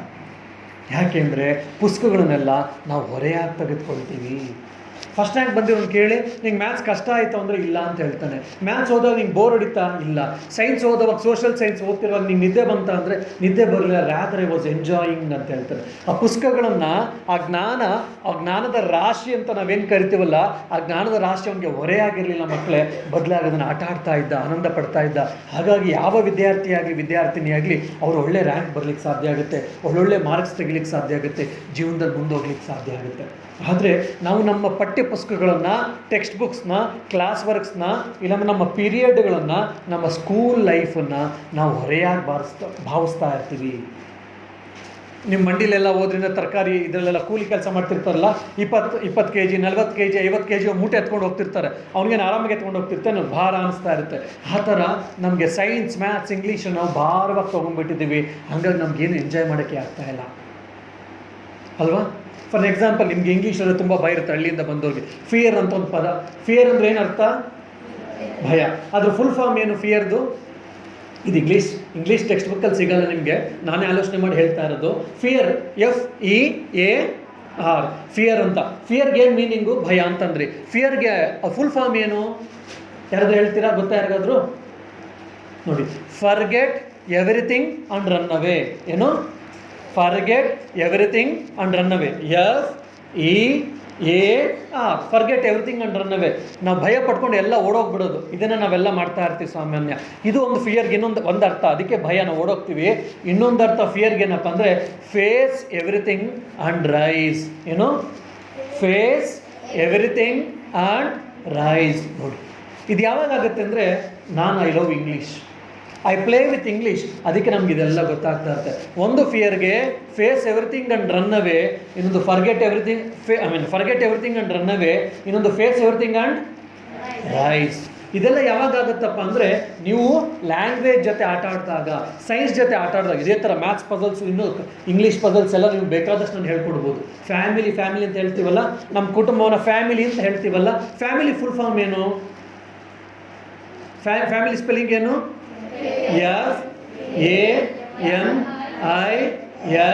FAMILY. ಏನಾದ್ರು ಅರ್ಥ ಏನು? ಫ್ಯಾಮಿಲಿ ಅಂದರೆ father and mother, I love you. ಎಷ್ಟು ಚೆನ್ನಾಗಿದೆ ಅಲ್ವಾ? ಫ್ಯಾಮಿಲಿಗೆ ಅರ್ಥ father and mother, I love you. ಇದು ನಿಮ್ಗೆ ಟೆಕ್ಸ್ಟ್ ಬುಕ್ಕಲ್ಲಿ ಎಲ್ಲೂ ಸಿಗಲ್ಲ, ಕ್ಲಾಸ್ ವರ್ಕ್ಸಲ್ಲಿ ಹೇಳಿರಲ್ಲ. ನೀವು ಇದನ್ನು ಎಂಜಾಯ್ ಮಾಡ್ತಾ ಸ್ಟಾರ್ಟ್ ಮಾಡಿದ್ರೆ ಇದೆಲ್ಲ ಯಾಕೆ ಬಂತು, ಏನು ಬಂತು ಅಂತ ಸ್ವಲ್ಪ ಆಳವಾಗಿ ಆಲೋಚನೆ ಮಾಡ್ತಾ ಈ ಥರ ಯು ಕ್ಯಾನ್ ಸ್ಟಾರ್ಟ್ ಪ್ಲೇಯಿಂಗ್. ಅದಕ್ಕೆ ಮಕ್ಕಳೇ, ನೀವು ಫಸ್ಟ್ ಆ್ಯಂಡ್ ಫಾರ್ಮೋಸ್ಟ್ ಏನು ಮಾಡಬೇಕು ಅಂದರೆ, ನಿಮ್ಮ ಸಬ್ಜೆಕ್ಟ್ಸ್ನ ಯು ಶುಡ್ ಸ್ಟಾರ್ಟ್ ಲವಿಂಗ್. ನಿಮ್ಮ ಸಬ್ಜೆಕ್ಟ್ ನೀವು ಪ್ರೀತಿಸಬೇಕು, ಅದನ್ನು ಇಷ್ಟಪಡಬೇಕು. ಇಷ್ಟಪಟ್ಟಾಗ ಅದ್ರ ಜೊತೆ ಆಟ ಆಡ್ತೀರಾ, ಅದ್ರ ಜೊತೆ ಆನಂದ ಪಡ್ತಿರ್ತೀರಾ. 5 ಗಂಟೆ 6 ಗಂಟೆ 7 ಗಂಟೆಗಳ ಕಾಲ ಆದರೂ ಏನಾಗಲ್ಲ. ನನಗೆ ಬೇಜಾರಾಗ್ತಿದ್ದ TV ನೋಡಬೇಕು ಅಂತ ಅನ್ಸಲ್ಲ, ಬೇಜಾರಾಗ್ತಿಂದ ಆಟ ಆಡಬೇಕು ಅಂತ ಅನ್ಸಲ್ಲ, ಬೇಜಾರಾಗ್ತಿಂದ ಪುಸ್ತಕ ಮುಚ್ಚಿಟ್ಟು ಸ್ವಲ್ಪ ನಿದ್ದೆ ಮಾಡಬೇಕು ಅಂತ ಅನ್ಸಲ್ಲ. ಬದಲಾಗಿ you start playing with your maths and science and social science and English or Hindi or whatever. So ಅದಕ್ಕೆ ನಿಮಗೆ ಫಸ್ಟು ನಾನು 4D ಫಾರ್ ಸಕ್ಸಸ್ ಅಂತ ನಿಮ್ಗೆ ಹೇಳ್ತೀನಿ. ಫಸ್ಟು D ಏನಪ್ಪ ಅಂದರೆ ಡಿಸೈರ್ ಇರಬೇಕು. ಏನು? Desire. First D meant for desire. Desire ಅಂದರೆ ಆಸೆ. ನಮ್ಗೆ ಎಂಥ ಆಸೆ ಇರಬೇಕು? ಸೈಕಲ್ ತುಳಿಬೇಕು, ಫ್ರೀ ಟೈಮ್ ಇದ್ದರೆ ಕೆರೆ ದಂಡೆಯಲ್ಲಿ ಹೋಗ್ಬಿಟ್ಟು ಡುಮ್ಕಿ ಹೊಡೆದು ಅಲ್ಲೇ ಜಂಪ್ ಹೊಡೆದು ಈಜು ಹೊಡಿಬೇಕು ಅಲ್ವಾ? ಹೆಣ್ಮಕ್ಳಾದರೆ ಆಟ ಆಡೋದು ಕುಂಟೆಬಿಲ್ಲೆಲ್ಲ ಹೋಯ್ತಲ್ಲ ಈಗ, ಎಲ್ಲ ವಿಡಿಯೋ ಗೇಮು, ಇಲ್ಲಾಂದರೆ ಕಂಪ್ಯೂಟರ್ ಗೇಮ್ಸು ಅಲ್ವಾ? ಇಲ್ಲಾಂದರೆ ಚೆನ್ನಾಗಿ ಬಟ್ಟೆ ಹಾಕೊಂಡು ಓಡಾಡೋದು, ಗಣಪತಿ ಹಬ್ಬ ಬಂತು ಚೆನ್ನಾಗಿ ಕಡುಬು ತಿನ್ನೋದು, ಮೋದಕ ತಿನ್ನೋದು, ಅಂಥ ಆಸೆಗಳ? ಎಂಥ ಆಸೆ ನಾನು ಹೇಳ್ತಾ ಇರೋದು? ಎಂಥ ಆಸೆ? ಜೀವನದಲ್ಲಿ ಏನಾದರೂ ಒಂದು ಸಾಧನೆ ಮಾಡಬೇಕು ಅನ್ನುವಂಥ ಆಸೆ. ನಾನೊಬ್ಬ IAS ಆಫೀಸರ್ ಆಗ್ತೀನಿ, ಒಬ್ಬ IPS ಆಫೀಸರ್ ಆಗ್ತೀನಿ, ಒಬ್ಬ ಡಾಕ್ಟರ್ ಆಗ್ತೀನಿ, ಒಬ್ಬ ಇಂಜಿನಿಯರ್ ಆಗ್ತೀನಿ, ಇಲ್ಲೊಬ್ಬ ರೈತನಾಗ್ತೀನಿ. ಫಾರ್ಮರ್, ನಾನು ಮಣ್ಣಿನ ಮಗ, ರೈತನ ಮಗ, ನಾನು ಒಳ್ಳೆ ರೈತನಾಗ್ತೀನಿ. ರೈತನಾಗಿ ಹೊಸ ಆವಿಷ್ಕಾರಗಳನ್ನು ಮಾಡ್ತೀನಿ. ಅದಕ್ಕೆ BScಯಲ್ಲಿ ಅಗ್ರಿಕಲ್ಚರ್ ತೆಗೆದುಕೊಳ್ತೀನಿ. ಅಗ್ರಿಕಲ್ಚರ್ ತೆಗೆದುಕೊಂಡು ಹೊಸ ತಂತ್ರಜ್ಞಾನಗಳನ್ನು ಪಡ್ಕೊಂಡು ನಮ್ಮ ಹಳ್ಳಿಗೆ ಬಂದು, ನಮ್ಮ ಹಳ್ಳಿಲಿ 1 ಎಕರೆ ಇರ್ಬೋದು, ನಂಗೆ 2 ಎಕರೆ ಇರ್ಬೋದು, 5 ಎಕರೆ ಇರ್ಬೋದು ಜಮೀನು, ಹೊಸದಾಗೆಲ್ಲ ಹೊಸ ಇನ್ನೋವೇಷನ್ಸ್ ಮಾಡಿಬಿಟ್ಟು ನಾನು 1 ಎಕರೆಯಲ್ಲಿ ಒಬ್ಬರು 5 ಲಕ್ಷ ದುಡಿದ್ರೆ ನಾನು 10 ಲಕ್ಷ ಮಾಡಿ ತೋರಿಸ್ತೀನಿ. ಇಡೀ ಗುಂಡ್ಲುಪೇಟೆಯಲ್ಲಿ, ನಮ್ಮ ಇಡೀ ಮೈಸೂರು ಡಿಸ್ಟ್ರಿಕ್ಟ್ ಗುಂಡ್ಲುಪೇಟೆ ಮೇಲ್ ಬರಂಗೆ ಮಾಡ್ತೀನಿ ಅನ್ನುವಂಥ ಕನಸನ್ನು ನಾವ್ಯಾಕೆ ಕಟ್ಕೊಳ್ಬಾರ್ದು ಮಕ್ಕಳೇ? ಅಲ್ವಾ? ನಾವು ಈ ಥರ ಬಯಕೆಗಳನ್ನು, ಆಸೆಗಳನ್ನು, ಆಲೋಚನೆಗಳನ್ನು, ಚಿಂತನೆಗಳನ್ನು ನಾವು ಮಾಡದೇ ಇರೋದ್ರಿಂದ ನಾವು ಚಿಕ್ಕವರು, ನಮಗೇನೂ ಆಗಲ್ಲ, ಬರೋದಿಲ್ಲ ಅಂತ ಅಂದ್ಕೊಂಡು ಕೂತಿದ್ದೀವಿ. ನೀವು ಯಾರೂ ಚಿಕ್ಕವರಲ್ಲ. ನಾವು ನೀವು ಯಾರು ಸಣ್ಣ ವ್ಯಕ್ತಿಗಳಲ್ಲ. ದುರಾದೃಷ್ಟ ಏನಪ್ಪ ಅಂದರೆ ನಾವು ಚಿಕ್ಕವರು ಅಂತ ನಾವು ಒಂದು ಲಿಮಿಟೇಷನ್ ಹಾಕ್ಕೊಂಡು ಕೂತ್ಕೊಂಡ್ಬಿಟ್ಟಿದ್ವಿ. ಈಗ ನೋಡಿ, ಎಷ್ಟೊಂದು ದೊಡ್ಡ ಪ್ಲೇ ಗ್ರೌಂಡ್ ಇದೆ, ಆ ಪ್ಲೇ ಗ್ರೌಂಡಿನ ಪಾರ್ಟ್ ಇದಾಗಿತ್ತು, ಬಟ್ ಇದಕ್ಕೊಂದು 4 ಗೋಡೆ ಕಟ್ಟಿದ್ವಿ. 4 ಗೋಡೆ ಕಟ್ಟಿದ ತಕ್ಷಣ ಆ ಪ್ಲೇ ಗ್ರೌಂಡಿನ ಒಂದು ಸಣ್ಣ ಭಾಗ ಇದು ಸಣ್ಣದಾಗ್ಬಿಡ್ತು ಅಲ್ವಾ. ಅದಕ್ಕಿಂತ ಮುಂಚೆ ಪ್ಲೇ ಗ್ರೌಂಡಿನ ಭಾಗವೇ ಆಗಿತ್ತು ಕ್ಲಾಸ್ ರೂಮ್ಸ್ ಎಲ್ಲ. ಅದೇ ರೀತಿ ನಮ್ಮ ಮನಸ್ಸಿಗೆ ಕೂಡ ನಾವೊಂದು ಫ್ರೇಮ್ ವರ್ಕ್ ಹಾಕೊಂಡ್ಬಿಡ್ತೀವಿ. ನಮ್ಮ ಮನಸ್ಸು ಒಳಗಡೆ ಒಂದು ಗೋಡೆಯನ್ನು ಕಟ್ಕೊಂಡ್ಬಿಟ್ಟು ನಾವು ಸಣ್ಣವರು, ನಮಗೇನೂ ಬರಲ್ಲ, ನಮಗೇನೂ ಆಗಲ್ಲ, ನಮಗೇನೂ ಗೊತ್ತಿಲ್ಲ, ಯಾರಾದರೂ ಸಾಧನೆ ಮಾಡಿದರೆ ಅವರೆಲ್ಲ ಜೀನಿಯಸ್ ಪರ್ಸನ್ಸ್, ನಮಗೇನೂ ಇಲ್ಲ ಅಂತೇಳಿ ನಮ್ಮ ಮನಸ್ಸಲ್ಲಿ ನಾವೇ ಒಂದು ಫ್ರೇಮ್ ವರ್ಕ್ ಹಾಕೊಂಡು ಕೂತ್ಕೊಂಡಿದ್ದೀವಿ. ಮೊದಲ ಫ್ರೇಮ್ ವರ್ಕ್ನ ಮುರಿದು ಹಾಕಿ, break that barriers, break that framework and think that everything is possible, nothing is impossible ಅನ್ನುವಂಥ ಆಲೋಚನೆ, ಆತ್ಮವಿಶ್ವಾಸವನ್ನು ನೀವು ಇದು ಮಾಡಬೇಕು. ಅದಕ್ಕೆ 2ನೇ ಡಿ ಏನಪ್ಪ ಅಂದರೆ ಡಿಸಿಷನ್. ಏನು ಡಿಸಿಷನ್? ಫಸ್ಟ್ ಡಿ ಏನಿತ್ತು? ಡಿಸೈರ್. ಡಿಸೈರ್ ಅಂದರೆ ಬಯಕೆ. Second D decision. ಡಿಸಿಷನ್ ಅಂದರೆ ಏನು? ಕನ್ನಡದಲ್ಲಿ ಏನಂತಾರೆ? ನಿರ್ಧಾರ. ನಾವು ಜೀವನದಲ್ಲಿ ಏನು ಮಾಡಬೇಕು ಅನ್ನುವಂಥ ನಿರ್ಧಾರವನ್ನು ನಾವು ಮಾಡಬೇಕು. ಏನಾಗಬೇಕು ಹುಡುಗ ನೀನು ಅಂದರೆ, ಸ್ವಾಮೀಜಿ SLC ರಿಸಲ್ಟ್ ಬರಲಿ, ಆಮೇಲೆ ನೋಡ್ತೀನಿ ಏನು ಮಾಡೋದು. ಅದಾಗಲ್ಲ. SLC ರಿಸಲ್ಟ್ ಬಂದಮೇಲೆ ನಾನು ಆಲೋಚನೆ ಮಾಡೋದಲ್ಲ, ಈಗಲೇ ನಾನು ಆಲೋಚನೆ ಮಾಡಬೇಕು ಏನು ಮಾಡಬೇಕು ಅಂತ. ಇಂಜಿನಿಯರ್ ಆಗಬೇಕಾ, ಡಾಕ್ಟರ್ ಆಗಬೇಕು, IAS IPS ಆಫೀಸರ್ ಆಗಬೇಕು ಅಂತ ಈಗಲೇ ಡಿಸೈಡ್ ಮಾಡಿ ಅದಕ್ಕೆ ತಕ್ಕಂಗೆ ನಾನು ಓದ್ತಾ ಇರಬೇಕು. ನಾನು ಡಾಕ್ಟರ್ ಆಗಬೇಕು ಅಂತ ಅಂದ್ಕೊಳ್ತೀನಿ, ಯಾರೊಬ್ಬನಿಗೆ ಸಣ್ಣ ರಕ್ತ ಬಂತು, ಗಾಯ ಆಗಿ ಅವನಿಗೆ ಬಿದ್ದುಬಿಟ್ಟ, ಆಟ ಆಡ್ತಾ ಇರೋದು, ಬಿದ್ದುಬಿಟ್ಟು ಗಾಯ ಆಗೊಂಚೂರು ರಕ್ತ ಚಿಂತು, ಇಮ್ಮಿಡಿಯೇಟಾಗಿ ನಾನು ಬಿದ್ದುಬಿಟ್ಟೆ. ಅವನು ಬಿದ್ದು ಗಾಯ ಮಾಡ್ಕೊಂಡ, ಗಾಯ ಆಗಿ ಆ ರಕ್ತ ನೋಡಿದ ತಕ್ಷಣ ನಾನು ಬಿದ್ದೆ. ಯಾಕೋ ಬಿದ್ದೆ ಅಂದರೆ ನಂಗೆ ರಕ್ತ ನೋಡಿದ್ರೆ ಆಗಲ್ಲ ಸ್ವಾಮೀಜಿ, ಮತ್ತು ನೀನೇನಾಗಬೇಕು? ಡಾಕ್ಟರ್ ಆಗಬೇಕು. ಹೆಂಗಾಗಕ್ಕೆ ಸಾಧ್ಯ? ಇದು ಆಗಕ್ಕೆ ಸಾಧ್ಯ ಇಲ್ಲ. ಅದಕ್ಕೆ ನಾವೊಂದು ನಿರ್ದಿಷ್ಟವಾದ ಗುರಿನ ಇಟ್ಕೊಳ್ಬೇಕು ಮಕ್ಕಳೇ. ಆ ನಿರ್ದಿಷ್ಟವಾದ ಗುರಿ ಇಟ್ಕೊಂಡಾಗ ಏನಾಗುತ್ತೆ ಅಂದರೆ, ನೀವು ಪ್ರತಿನಿತ್ಯ ಆ ಕಡೆ ಆಲೋಚನೆನ ಮಾಡ್ತಾ ನಿಮ್ಮ ಇಡೀ ಸಮಯವನ್ನು, ನಿಮ್ಮ ಜೀವನವನ್ನು ಆ ಕಡೆ ಕಳೆಯುವಂತೆ ಮಾಡ್ತೀರಾ. ಶ್ರೇಷ್ಠ ಬ್ಯಾಟ್ಸ್ಮನ್, ಇಂಡಿಯನ್ ಬ್ಯಾಟ್ಸ್ಮನ್ ಯಾರು? ಯುವರಾಜ್ ಸಿಂಗ? ಯಾರು? ವಿರಾಟ್ ಕೊಹ್ಲಿ. ಆಮೇಲೆ ಸಚಿನ್ ತೆಂಡೂಲ್ಕರ್. ಆಮೇಲೆ ಧೋನಿ. ಇನ್ನೊಬ್ಬರಿಗೆ, ಒಬ್ಬೊಬ್ರಿಗೆ ಒಂದೊಂದು. ಏನೇ ಜನರಲಿ ಎಲ್ಲರೂ ಸಚಿನ್ ತೆಂಡೂಲ್ಕರ್ನ ಜನರಲಿ ಹೇಳ್ತಾರೆ. ಸಚಿನ್ ತೆಂಡೂಲ್ಕರು ನಿಮ್ಮ ವಯಸ್ಸಿನಲ್ಲಿ 8ನೇ ಕ್ಲಾಸಲ್ಲಿ ಇಂಗ್ಲೀಷಲ್ಲಿ ಫೇಲ್ ಆಗಿಬಿಟ್ಟಿದ್ದಾಗುತ್ತಾ? ನಿಮ್ಗೆ ಸೀಕ್ರೆಟು ಗೊತ್ತಲ್ಲ ಸ್ವಾಮೀಜಿ? ಹಾಗಾದರೆ ನಾವು ಕೂಡ 10th ಫೇಲ್ ಆಗ್ಬೋದು. ಯಾಕೆ? ಸಚಿನ್ ತೆಂಡೂಲ್ಕರ್ ಫೇಲ್ ಆಗಿದ್ದ ಅಲ್ವಾ? ಆದರೆ 8ನೇ ಕ್ಲಾಸಲ್ಲಿ ಫೇಲ್ ಆಗಿದ್ದ ಸಚಿನ್ ತೆಂಡೂಲ್ಕರು ಇವತ್ತು ಮಹಾರಾಷ್ಟ್ರದ ಸ್ಟೇಟ್ ಬೋರ್ಡ್, ಅದೇ ಮಹಾರಾಷ್ಟ್ರದ ಅಂತಾನೆ, ಮಹಾರಾಷ್ಟ್ರ ರಾಜ್ಯದವನು, ಅದೇ ಮಹಾರಾಷ್ಟ್ರದ ಸ್ಟೇಟ್ ಬೋರ್ಡಲ್ಲಿ 10ನೇ ಕ್ಲಾಸಿನ ಇಂಗ್ಲೀಷ್ ಟೆಕ್ಸ್ಟ್ ಬುಕ್ಕಲ್ಲಿ, ಪಠ್ಯ ಪುಸ್ತಕದಲ್ಲಿ, ಆಂಗ್ಲ ಮಾಧ್ಯಮದ ಇಂಗ್ಲೀಷ್ ಟೆಕ್ಸ್ಟ್ ಬುಕ್ಕಲ್ಲಿ ಫಸ್ಟ್ ಲೆಸನ್ ಯಾರ್ದು? ಸಚಿನ್ ತೆಂಡೂಲ್ಕರ್. ಏನು ಸ್ವಾಮೀಜಿ ಇದು ಮೋಸ ಅಲ್ವಾ? ಇದು ಪಾರ್ಶಿಯಾಲಿಟಿ. 8ನೇ ಕ್ಲಾಸ್ ಇಂಗ್ಲೀಷಲ್ಲಿ ಡುಮ್ಕಿ ಹೊಡೆದ್ರೆ ಸಚಿನ್ ತೆಂಡೂಲ್ಕರು, 10ನೇ ಕ್ಲಾಸ್ ಇಂಗ್ಲೀಷಿನ ಟೆಕ್ಸ್ಟ್ ಬುಕ್ಕಲ್ಲಿ ಫಸ್ಟ್ ಲೆಸನ್ ಸಚಿನ್ ತೆಂಡೂಲ್ಕರ್ದು. ಇದು ಮೋಸ ಸ್ವಾಮೀಜಿ. ಯಾಕೆ ಒಂದು ಟೆಕ್ಸ್ಟ್ ಬುಕ್ಕಲ್ಲಿ ಅವ್ನ ಜೀವನ ಇಟ್ಟಿದ್ದಾರೆ? ಸಾಧನೆ ಮಾಡ್ದ. ಅವ್ನು ಇಂಗ್ಲೀಷಲ್ಲಿ ಯಾಕೆ ಫೇಲ್ ಆಗಿದ್ದ ಅಂತಂದರೆ, ನಿಮ್ಮ ವಯಸ್ಸಿನಲ್ಲಿ ಅವ್ನು ಪ್ರತಿನಿತ್ಯ 6 ರಿಂದ 8 ಗಂಟೆಗಳ ಕಾಲ ಏನು ಮಾಡ್ತಾ ಇದ್ದ? ಯಾವಾಟ? ಜೂಟ್ ಮುಟ್ಸಾಟನ? ಯಾವಾಟ? ಕ್ರಿಕೆಟ್ ಆಡ್ತಾ ಇದ್ದ. ಯಾಕಂದ್ರೆ ಅವನ ಜೀವನದಲ್ಲಿ ನಿರ್ಧಾರ ಮಾಡಿದ್ದ, ನಾನೊಬ್ಬ ಶ್ರೇಷ್ಠ ಆಟಗಾರನಾಗಬೇಕು, ಒಬ್ಬ ಶ್ರೇಷ್ಠ ಬ್ಯಾಟ್ಸ್ಮನ್ ಆಗಬೇಕು, ಒಬ್ಬ ಶ್ರೇಷ್ಠ ಕ್ರಿಕೆಟ್ ಆಟಗಾರ ಆಗಬೇಕು ಅಂತ ಪ್ರತಿನಿತ್ಯ 6 ರಿಂದ 8 ಗಂಟೆಗಳ ಕಾಲ ಪ್ರಾಕ್ಟೀಸ್ ಮಾಡ್ತಾ ಇದ್ದ. ಯಾಕಂದ್ರೆ ಅವ್ನು ನಿರ್ಧಾರ ಮಾಡಿದ್ದ, ಗುರಿ ಇಟ್ಕೊಂಡಿದ್ದ ಜೀವನದಲ್ಲಿ. ಕ್ರಿಕೆಟಲ್ಲಿ ಇಂಗ್ಲೀಷಲ್ಲಿ ಫೇಲ್ ಆದ, ಆದರೆ ಮುಂದೆ ಇಂಗ್ಲೀಷ್ ಫಸ್ಟ್ ಕ್ಲಾಸ್ ಮಾತಾಡ್ತಾನೆ, ಈಗ ಡಿಗ್ರಿ ಎಲ್ಲ ಮುಗಿಸಿದ್ದಾನೆ ಸಚಿನ್ ತೆಂಡೂಲ್ಕರ್, ಅದು ಬೇರೆ ವಿಷಯ. ಆದರೆ ಇವತ್ತು ಶ್ರೇಷ್ಠ ಬ್ಯಾಟ್ಸ್ಮನ್ ಆದ. ಅವನದಕ್ಕೆ ಅವ್ನು ನಿರ್ಧಾರ ಮಾಡಿದಿಂದ ಪ್ರತಿನಿತ್ಯ ಕ್ರಿಕೆಟನ್ನು ಪ್ರಾಕ್ಟೀಸ್ ಮಾಡ್ತಾ ಇದ್ದ ಮಕ್ಕಳೇ. This is the necessity of the decision or goal. ನಾವು ಜೀವನದಲ್ಲಿ ಒಬ್ಬ ಫಿಲಮ್ ಆ್ಯಕ್ಟರ್ ಆಗಬೇಕು ಅಂತ ನಾವು ಅಂದ್ಕೊಂಡಿರ್ತೀವಿ, ಅದು ನಮಗೊಂದು ಡ್ಯಾನ್ಸ್ ಮಾಡೋಕ್ಕೆ ಬರ್ತಾ ಇರಲ್ಲ. ನಾವು ಫಿಲಮ್ ಆ್ಯಕ್ಟರ್ ಆಗಬೇಕು, ಡ್ಯಾನ್ಸ್ ಮಾಡೋಕ್ಕೆ ಬರಲಿ ಅನ್ನೋ ಏನು ಫಿಲಮ್ ಆ್ಯಕ್ಟರ್ ಆಗಲಿಕ್ಕಾಗುತ್ತೆ? ನಾನು ಡಾಕ್ಟ್ರು ಇಂಜಿನಿಯರ್ ಓದಬೇಕು ಅಂತ ಅಂದ್ಕೊಂಡಿರ್ತೀನಿ, ನಾನು ಮ್ಯಾಥ್ಸಲ್ಲಿ ಸೈನ್ಸಲ್ಲಿ ವೀಕು, ಆಗಲ್ಲ ತಾನೆ? ನಾನು ಡಾಕ್ಟ್ರ್ ಆಗಬೇಕು ಅಂತ ಹೇಳ್ತೀವಿ, ನೋಡಿದ್ರೆ ಮ್ಯಾಥ್ಸಲ್ಲಿ 5, ಇಲ್ಲ ಬರೀ ಕುಂಬಳಕಾಯಿ ಸೋರೆಕಾಯಿ. ಕುಂಬಳಕಾಯಿ ಅಂದರೆ 0, ಸೋರೆಕಾಯಿ ಅಂದರೆ 1 ಅಂತ. 10 ಮಾರ್ಕ್ಗೆ ಇಲ್ಲ 25 ಮಾರ್ಕ್ 0 ಮಾರ್ಕ್ 1 ಮಾರ್ಕ್ ತೊಗೊಂಡಿರ್ತೀವಿ ಮ್ಯಾಥ್ಸಲ್ಲಿ. ಆಮೇಲೆ ಹೇಳ್ತೀವಿ ಏನಾಗಬೇಕು? ಇಂಜಿನಿಯರ್ ಆಗಬೇಕು. How is it possible? It is not possible ಅಲ್ವಾ? ಅದಕ್ಕೆ ಮಕ್ಕಳೇ ನಿರ್ಧಾರ ಮಾಡಬೇಕು ನೀವು ಇವತ್ತಿಂದ ಜೀವನದಲ್ಲಿ. ನಾನೇನಾಗಬೇಕು, ನನ್ನ ಜೀವನದಲ್ಲಿ ನಾನು ಏನಾಗಬೇಕು ಅಂತ ನಿರ್ಧಾರವನ್ನು ಮಾಡಿದ್ರೆ, ಹೇಗೆ ಸಚಿನ್ ತೆಂಡೂಲ್ಕರ್ ಒಬ್ಬ ಕ್ರಿಕೆಟ್ ಆಟಗಾರ ಆಗಬೇಕು ಅಂತ ಪ್ರತಿನಿತ್ಯ ಒಂದು ಬ್ಯಾಟ್ಸ್ಮನ್ ಆಗಿ 6 ರಿಂದ 8 ಗಂಟೆಗಳ ಪ್ರಾಕ್ಟೀಸ್ ಮಾಡಿ ಅವನೊಬ್ಬ ಶ್ರೇಷ್ಠ ಆಟಗಾರನಾದ. ಹಾಗಾಗಿ ನಮ್ಮ ಡಿಸೈರು, ನಮ್ಮ ಟಾರ್ಗೆಟು ಎರಡೂ ರೀಚ್ ಆಗ್ಲಿಕ್ಕೆ ಸಾಧ್ಯ ಆಗುತ್ತೆ ಮಕ್ಕಳೇ. ಹಾಗಾಗಿ ನೀವು ಇವತ್ತಿಂದ ಜೀವನದಲ್ಲಿ ಒಬ್ಬ ನಿರ್ಧಾರ ಮಾಡಬೇಕು. ನಾನು ಲಾಯರ್ ಆಗಬೇಕು ಅಂತ ಅಂದ್ಕೊಳ್ತೀನಿ, ನಾನು ಮಾತಾಡೋಕ್ಕೆ ಬರಲ್ಲ. ಯಾರಾದರೂ ಏನಾದರೂ ಮಾತಾಡಿದ್ರೆ ಒಂದು pick and speech competition, debate competition ಬಂದರು ಅಂದರೆ ಮ್ಯಾಮ್ ನನಗೆ ಸ್ಟೇಜ್ ಫಿಯರು ನಂಗೆ ಬರಲ್ಲ ಅಂತ ಹೇಳಿ. ನೀನೇನಾಗಬೇಕು? ಲಾಯರ್ ಆಗಬೇಕು. ಲಾಯರ್ ಅಂದ್ರೇನು? ಚೆನ್ನಾಗಿ ಕಿತ್ತಾಡಬೇಕಲ್ವಾ, ಮಾತಿಗೆ ಮಾತು, ಸವಾಲ್ಗೆ ಪ್ರತಿ ಸವಾಲುಗಳನ್ನು ಹಾಕ್ತಾ ಹೋಗಬೇಕು. ನನಗೆ ಸ್ಟೇಜ್ ಫಿಯರ್ ನಂಗೆ ಮಾತಾಡೋಕ್ಕೆ ಬರಲ್ಲ, ನಾನು ಲಾಯರ್ ಆಗಲಿಕ್ಕೆ ಎಲ್ಲಿ ಸಾಧ್ಯ ಆಗುತ್ತೆ? It is not possible. That's way we have to prepare ourselves for the goal. ಜೀವನದಲ್ಲಿ ಯಾರ್ಯಾರು ದೊಡ್ಡ ದೊಡ್ಡ ವ್ಯಕ್ತಿಗಳಾಗಿದ್ದಾರಲ್ಲ, ಅಬ್ದುಲ್ ಕಲಾಂ ಆಗಿರ್ಬೋದು, ಸಚಿನ್ ತೆಂಡೂಲ್ಕರ್ ಆಗಿರ್ಬೋದು, ವಿಶ್ವೇಶ್ವರಯ್ಯ ಆಗಿರ್ಬೋದು, ಇವರೆಲ್ಲರೂ ಕೂಡ ಒಂದು ದಿವಸದಲ್ಲಿ ಆಗಲಿಲ್ಲ ಮಕ್ಕಳೇ. ಅವರು ಚಿಕ್ಕವರಿಂದ ಆ ಕನಸನ್ನು ಕಟ್ಕೊಂಡು ಚಿಕ್ಕ ವಯಸ್ಸಿನಿಂದ ಅದೇ ನಿಟ್ಟಿನಲ್ಲಿ ಆಲೋಚನೆ ಮಾಡ್ತಾಯಿದ್ರು, ಕನಸನ್ನು ಕಾಣ್ತಾಯಿದ್ರು, ಮತ್ತು ಆ ನಿಟ್ಟಿನಲ್ಲಿ ಪ್ರಯತ್ನವನ್ನು ಮಾಡ್ತಾಯಿದ್ರು. ಯಾವುದೋ SLC ಆದಮೇಲೆ, ಇಲ್ಲ ಡಿಗ್ರಿ ಆದಮೇಲೋ, ಇಲ್ಲ ಇನ್ಯಾವುದೋ ಒಂದು ಕೆಲಸ ಸಿಗಲಿಲ್ಲ, ಏನೋ ಪ್ರಯತ್ನ ಮಾಡಿ ಅವ್ರು ಯಾರೂ ಮಾಡಿಲ್ಲ, ಚಿಕ್ಕವರಿಂದ ಸಾಧನೆಯನ್ನು ಮಾಡಿ. ಹಾಗಾಗಿ ನೀವು ಏನು ಮಾಡಬೇಕು? ಇವತ್ತಿಂದ ನಿರ್ದಿಷ್ಟವಾದ ಗುರಿಯನ್ನು ಇಟ್ಕೊಂಡು ನಿರ್ಧಾರ ಮಾಡಬೇಕು, ನಾನು ಅದನ್ನು ಸಾಧಿಸಿಯೇ ತೀರ್ತೀನಿ ಅಂತ. ನಮ್ಮ ಮೈಸೂರು ಜಿಲ್ಲೆಯಲ್ಲಿ ಇದ್ದರೂ ಕೂಡ ಈಗ ಬೆಂಗಳೂರಿಗೆ ಅವರು ವರ್ಗಾವಣೆ ಆಯಿತು. ಒಬ್ಬ ಶ್ರೇಷ್ಠ IPS ಆಫೀಸರ್, ಯೂತ್ ಐಕಾನ್ ಅಂತ ಹೇಳ್ತೀವಿ ನಾವು.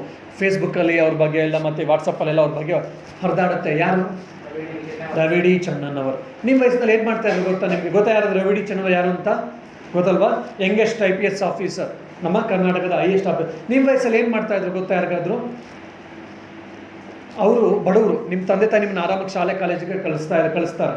ಅವ್ರ ಪಾಪ ಬಡವರು, ಅವ್ರೇನು ಮಾಡ್ತಾಯಿದ್ರು ಅಂತಂದರೆ ಫ್ರೀ ಟೈಮಲ್ಲಿ ಸಾಯಂಕಾಲ ಹೋಟ್ಲಿಗೆ ಬಾರ್ಗೆ ಹೋಗ್ತಾಯಿದ್ರು. ಏನಕ್ಕೆ? ಟೀ ಕುಡಿಯೋಕ್ಕ ಅಲ್ಲ, ಅಲ್ಲಿ ಎಂಜಿಲ್ ತಟ್ಟೆ ಎಂಜಿಲ್ ಲೋಟವನ್ನು ತೊಳಿಲಿಕ್ಕೆ. ಏನಕ್ಕೆ? ಎಂಜಿಲ್ ತಟ್ಟೆ ಎಂಜಿಲ್ ಲೋಟವನ್ನು ತೊಳೆದು ಅದರಿಂದ ಬರುವಂತಹ ದುಡ್ಡಿನಿಂದ ಅವರು ಓದ್ತಾಯಿದ್ರು. ನೀವು ರಜಾ ದಿವಸದಲ್ಲಿ ಆರಾಮಾಗಿ ಮನೇಲಿ ಕೂತ್ಕೊಂಡು ಆಟ ಆಡ್ತೀರಾ, ಇಲ್ಲ ಫ್ರೆಂಡ್ಸ್ ಜೊತೆ ಹೋಗಿ ಆಟ ಆಡ್ತಿರ್ತೀರ, ಬೈಲಲ್ಲಿ ಕ್ರಿಕೆಟೋ ಇನ್ನೇನು ಬೇರೆ ಬೇರೆ ಥರ ಆಟ ಎಲ್ಲ TV ನೋಡ್ತಾ ಇರ್ತೀರ. ಆದರೆ ರಜಾ ದಿವಸದಲ್ಲಿ PUC ಡಿಗ್ರಿ ಮಾಡುವಂಥ ಸಮಯದಲ್ಲಿ ಇದೇ ರವಿ ಡಿ ಚನ್ನನ್ ಅವರು ಯಾಡಿಗೆ ಹೋಗ್ಬಿಟ್ಟು ಸಂತೆಯಲ್ಲಿ ಹೋಗ್ಬಿಟ್ಟು ಮೂಟೆ ಹೊರ್ತಾಯಿದ್ರು. ಯಾಕೆಂದರೆ ಆ ಬರುವಂಥ ಬಿಡಿಗಾಸನ್ನು ಪೈಸಾ ₹1 ₹5 ₹10 ಕೂಡಿಡ್ತಾ ಡಿಗ್ರಿ ಮುಗಿಸಿದ ಮೇಲೆ ಹೈದ್ರಾಬಾದ್ ಟ್ರೈನಿಂಗ್ ಅಕಾಡೆಮಿಗೆ ಹೋಗಿ ಅಲ್ಲಿ ಟ್ರೈನಿಂಗ್ ತೆಗೆದುಕೊಂಡು ಬರ್ತಾರೆ. ಈ ದುಡ್ಡನ್ನೇನು ಮನೆಯಿಂದ ಯಾವ ದುಡ್ಡು ಸಿಕ್ಕಲಿಲ್ಲ ಪಾಪ ಅವ್ರಿಗೆ. ಸಾಯಂಕಾಲ ಹೋಟ್ಲಲ್ಲಿ ಬಾರಲ್ಲಿ ಕೆಲಸ ಮಾಡ್ತಿದ್ದ ದುಡ್ಡಿಂದ ಅವ್ರು ಓದಿದ್ರು. ಮತ್ತು ರಜಾ ದಿವಸದಲ್ಲಿ ಮೂಟೆ ಹೊತ್ತು ಅದು ಬರುವಂಥ ದುಡ್ಡನ್ನು 5-6 ವರ್ಷ ಸ್ವಲ್ಪ ಕೂಡಿಟ್ಟು ಕೊನೆಗೆ ಹೈದ್ರಾಬಾದ್ಗೆ ಹೋಗಿ ಟ್ರೈನಿಂಗ್ ಅಕಾಡೆಮಿಯಲ್ಲಿ ಟ್ರೈನಿಂಗ್ ತೆಗೆದುಕೊಂಡು ಬಂದು ಫಸ್ಟ್ ಅಟೆಂಪ್ಟಲ್ಲೇ IPS ಆಫೀಸರ್ ಆದರು. ಯಾರು? ರವಿ ಡಿ ಚನ್ನನ್ ನೋಡಿ. ಅವರು ಈಗೇನು ಗದಗ್ ಪ್ರಾಂತ್ಯದಿಂದ ಬಂದರು, ಉತ್ತರ ಕರ್ನಾಟಕದಿಂದ. ಅವ್ರು ಹುಟ್ಟಿದ್ದೆಲ್ಲಿ ಅಂದರೆ ಹಳ್ಳಿಯಿಂದ. ಅವ್ರ ಅಪ್ಪ ಅಮ್ಮ ಬಡವರು. ನಿಮ್ಗಾದ್ರೆ ನಿಮ್ಮ ಅಪ್ಪ ಅಮ್ಮ ಆರಾಮಾಗಿ ಶಾಲೆ ಕಳಿಸ್ತಾ ಇದ್ದಾರೆ. ಅವ್ರ ಅಪ್ಪ ಅಮ್ಮ ಶಾಲೆಗೂ ಕಳ್ಸೋಕೆ ಅವ್ರ ದುಡ್ಡು ಇರಲಿಲ್ಲ. ಗೌರ್ಮೆಂಟ್ ಶಾಲೆವರೆಗೆ ಎಷ್ಟಾಯಿತು ಅಷ್ಟು. ಆಮೇಲೆ ಮುಂದೆ ಹೋಗ್ಬೇಕಂದ್ರೆ ಅವ್ರ ಅಪ್ಪ ಅಮ್ಮ ದುಡ್ಡು ಇಲ್ಲಪ್ಪ, ನೀನು ಬೇಕಾದ್ರೆ ಕೂಲಿ ಕೆಲಸ ಮಾಡು ಅಂತ ಹೇಳಿದಾಗ ಅವ್ರು ಕೂಲಿ ಕೆಲಸ ಮಾಡಿಕೊಂಡು ಎಂಜಿಲ್ ತಟ್ಟೆ ಎಂಜಿಲ್ ಗ್ಲಾಸನ್ನು ತೊಳ್ಕೊಂಡು ಆ ಬರುವಂಥ ದುಡ್ಡಿನಿಂದ ಓದಿ ಇವತ್ತು IPS ಆಫೀಸರ್ ಆದರೂ ಮಕ್ಕಳೇ. ನಮ್ಮ ಅಪ್ಪ ಅಮ್ಮ ನಮ್ಮನ್ನು ಎಷ್ಟು ಚೆನ್ನಾಗಿ ನೋಡ್ಕೊಳ್ತಿದ್ದಾರೆ, ಎಷ್ಟು ಚೆನ್ನಾಗಿ ಒಳ್ಳೆ ಸ್ಕೂಲ್ಗೆಲ್ಲ ಕಳಿಸ್ತಾ ಇದ್ದಾರೆ. ಮುಂದೆ ನೀವು ಕಾಲೇಜ್ಗೆ ಹೋಗ್ತೀನಿ ಅಂದರೂ ಕೂಡ ಕಳಿಸ್ತಾರೆ. ಆದರೂ ಕೂಡ ನಾವು ಜೀವನದಲ್ಲಿ ಸಾಧನೆ ಮಾಡಲಿಲ್ಲ ಅಂದರೆ ಅದಕ್ಕೆ ಕಾರಣ ಯಾರು? Who is the reason for that? ಕಾರಣ ಯಾರು? ನಮ್ಮ ಅಪ್ಪ ಅಮ್ಮನ? ಇಲ್ಲ ಸ್ವಾಮೀಜಿ, ನಾವು ಗುಂಡ್ಲುಪೇಟೆ ಹಳ್ಳಿಲಿ ಹುಟ್ಟುಬಿಟ್ವಿ, ಏನು ಮಾಡೋದು ಅಲ್ವಾ? ಇಲ್ಲ ನಮ್ಮ ಸರು ನಮ್ಮ ಮ್ಯಾಮ್ ಎಲ್ಲ ಸರಿಯಾಗಿ ಹೇಳ್ಕೊಡ್ಲಿಲ್ಲ, ಅದಕ್ಕೆ ನಾವು ಜೀವನದಲ್ಲಿ ಮುಂದೆ ಬರಲಿಲ್ಲ ಅಲ್ವಾ? ಯಾರು ಕಾರಣ? ಮತ್ತೆ ನಾವೇ. ನೋಡಿ, ಅವನು ಹಳ್ಳಿಲಿ ಹುಟ್ಟಿ ಬಡವನಾಗಿ ಹುಟ್ಟಿ ರೈತನ ಮಗನಾಗಿ ಹುಟ್ಟಿ ಅವನು ಎಂಜಿಲ್ ತಟ್ಟೆ ಎಂಜಿಲ್ ಗ್ಲಾಸನ್ನೇ ತೊಳ್ಕೊಂಡು ಮುಂದಕ್ಕೆ ಹೋಗ್ಬಿಡ್ಬೋದಿತ್ತು. ಒಬ್ಬ ವೆಯ್ಟರ್ ಅಂತ ನಾವು ಕರಿತೀವಲ್ವಾ, ಮಾಲಿ ಅಂತ ಕರಿತೀವಿ, ಮಾಣಿ ಅಂತ ಕರಿತೇವೆ ಈ ದಕ್ಷಿಣ ಕನ್ನಡದ ಭಾಷೆಯಲ್ಲಿ. ವೆಯ್ಟರ್ ಅಂತ ನಾವು ಕರಿತೀವಿ. ವೆಯ್ಟರ್ ಆಗೇ ಇರ್ಬೋದಿತ್ತಲ್ವಾ? ವೆಯ್ಟರಾಗಿ ಸ್ವಲ್ಪ ದುಡ್ಕೊಂಡು ಆಮೇಲೆ ಸ್ವಲ್ಪ ಇಂಗ್ಲೀಷ್ ಅಂತ ಟಸಪಸ್ ಅಂತ ಹುಡ್ಕೊಂಡಿದ್ರೆ ಒಂದೊಳ್ಳೆ ಬೆಂಗಳೂರಿಗೆ ಬಂದು 1 2 ಸ್ಟಾರ್ 3 ಸ್ಟಾರ್ ಆದರೆ ನಿಮ್ಮ ಥರ ಒಳ್ಳೆ ಸೂಟು ಬೂಟು ಎಲ್ಲ ಕೊಟ್ಬಿಡೋರು, ಒಂದು ಟೈ ಕೂಡ ಕೊಡೋರು. ವೆಯ್ಟರ್ ಆಗಿ ಒಂದು 10,000 15,000 ದುಡಿಬೋದಿತ್ತು. ಆದರೆ ಅಷ್ಟಕ್ಕೆ ನಿಲ್ಲಿಲ್ಲ. ಬದಲಾಗಿ ನನ್ನ ಜೀವನದಲ್ಲಿ ಏನಾದರೂ ಸಾಧನೆ ಮಾಡಬೇಕು ಅಂತ ನಿರ್ಧಾರ ಮಾಡೋದು. ಆಗ ₹1 ಸೇರಿಸ್ಕೊಂಡು ಹೋದರು, ₹5 ₹10. ಇವತ್ತೊಂದು IPS ಆಫೀಸರ್ ಆಗಿದ್ದಾರೆ. ಯಾಕೆಂದರೆ ಅವರಲ್ಲಿ ಛಲ ಇತ್ತು. ಜೀವನದಲ್ಲಿ ಏನಾದರೂ ಆಗಲಿ ನನ್ನ ಜೀವನದಲ್ಲಿ ಏನಾದರೂ ಸಾಧನೆ ಮಾಡ್ತೀನಿ ಅನ್ನುವಂಥ ಛಲ ಇತ್ತು ಮಕ್ಕಳೇ. ಅದನ್ನೇ 3rd D ನಾನು ನಿಮ್ಗೆ ಹೇಳ್ತಾ ಇದ್ದೀನಿ, ಡಿಟರ್ಮಿನೇಷನ್. ಏನದು? ಡಿಟರ್ಮಿನೇಷನ್. ಏನು ಡಿಟರ್ಮಿನೇಷನ್ ಅಂದರೆ ಜೀವನದಲ್ಲಿ ಏನೇ ಆಗಲಿ ನಾನು ಸಾಧನೆ ಮಾಡಬೇಕು, ಸಾಧನೆ ಮಾಡ್ತೀನಿ ಅನ್ನುವಂಥ ಛಲ. ಈಗ ಸೆಪ್ಟೆಂಬರ್ 11 ಬರ್ತಾ ಇದೆ. ಸೆಪ್ಟೆಂಬರ್ 11ನೇ ತಾರೀಕು ಒಂದು ಇಡೀ ವಿಶ್ವದಲ್ಲೇ ಒಂದು ಚಾರಿತ್ರಿಕ ದಿವಸ. ಏನು ಅಂತ ಯಾರಿಗಾರು ಗೊತ್ತಾ? ಸ್ವಾಮಿ ವಿವೇಕಾನಂದಕ್ಕೆ ಸಂಬಂಧಪಟ್ಟಿದ್ದು ಚಿಕಾಗೋ ವಿಶ್ವಧರ್ಮ ಸಮ್ಮೇಳನದಲ್ಲಿ ಸ್ವಾಮಿ ವಿವೇಕಾನಂದ ಉಪನ್ಯಾಸ ಕೊಟ್ಟರು. 1893 ಸೆಪ್ಟೆಂಬರ್ 11, 125 ವರ್ಷ ಆಯಿತು. ಇಡೀ ವಿಶ್ವಾದ್ಯಂತ ಈ ಸೆಪ್ಟೆಂಬರ್ 11 125ನೇ ವರ್ಷಕ್ಕೆ ಇಡೀ ವಿಶ್ವಾದ್ಯಂತ, ಇಡೀ ಗ್ಲೋಬಲ್ಲಿ ಇವತ್ತು ಸ್ವಾಮಿ ವಿವೇಕಾನಂದರ ಬಗ್ಗೆ ದೊಡ್ಡ ಕಾರ್ಯಕ್ರಮಗಳೆಲ್ಲ ಮಾಡ್ತಾ ಇದ್ದಾರೆ. ನಮ್ಮ ಮೈಸೂರಲ್ಲಿ ನಾವು ಆಶ್ರಮದವರು ಮತ್ತು ಹಲವಾರು ಶಾಲಾ ಕಾಲೇಜುಗಳೆಲ್ಲ ಮಾಡ್ತಾ ಇದ್ದಾರೆ. ದಿಗ್ವಿಜಯ ದಿವಸ ಅಂತೇಳಿ ರಥಗಳೆಲ್ಲ, ಹಲವಾರು ರಥಗಳು ಸ್ವಾಮಿ ವಿವೇಕಾನಂದ ಹುಟ್ಟಿದೆ.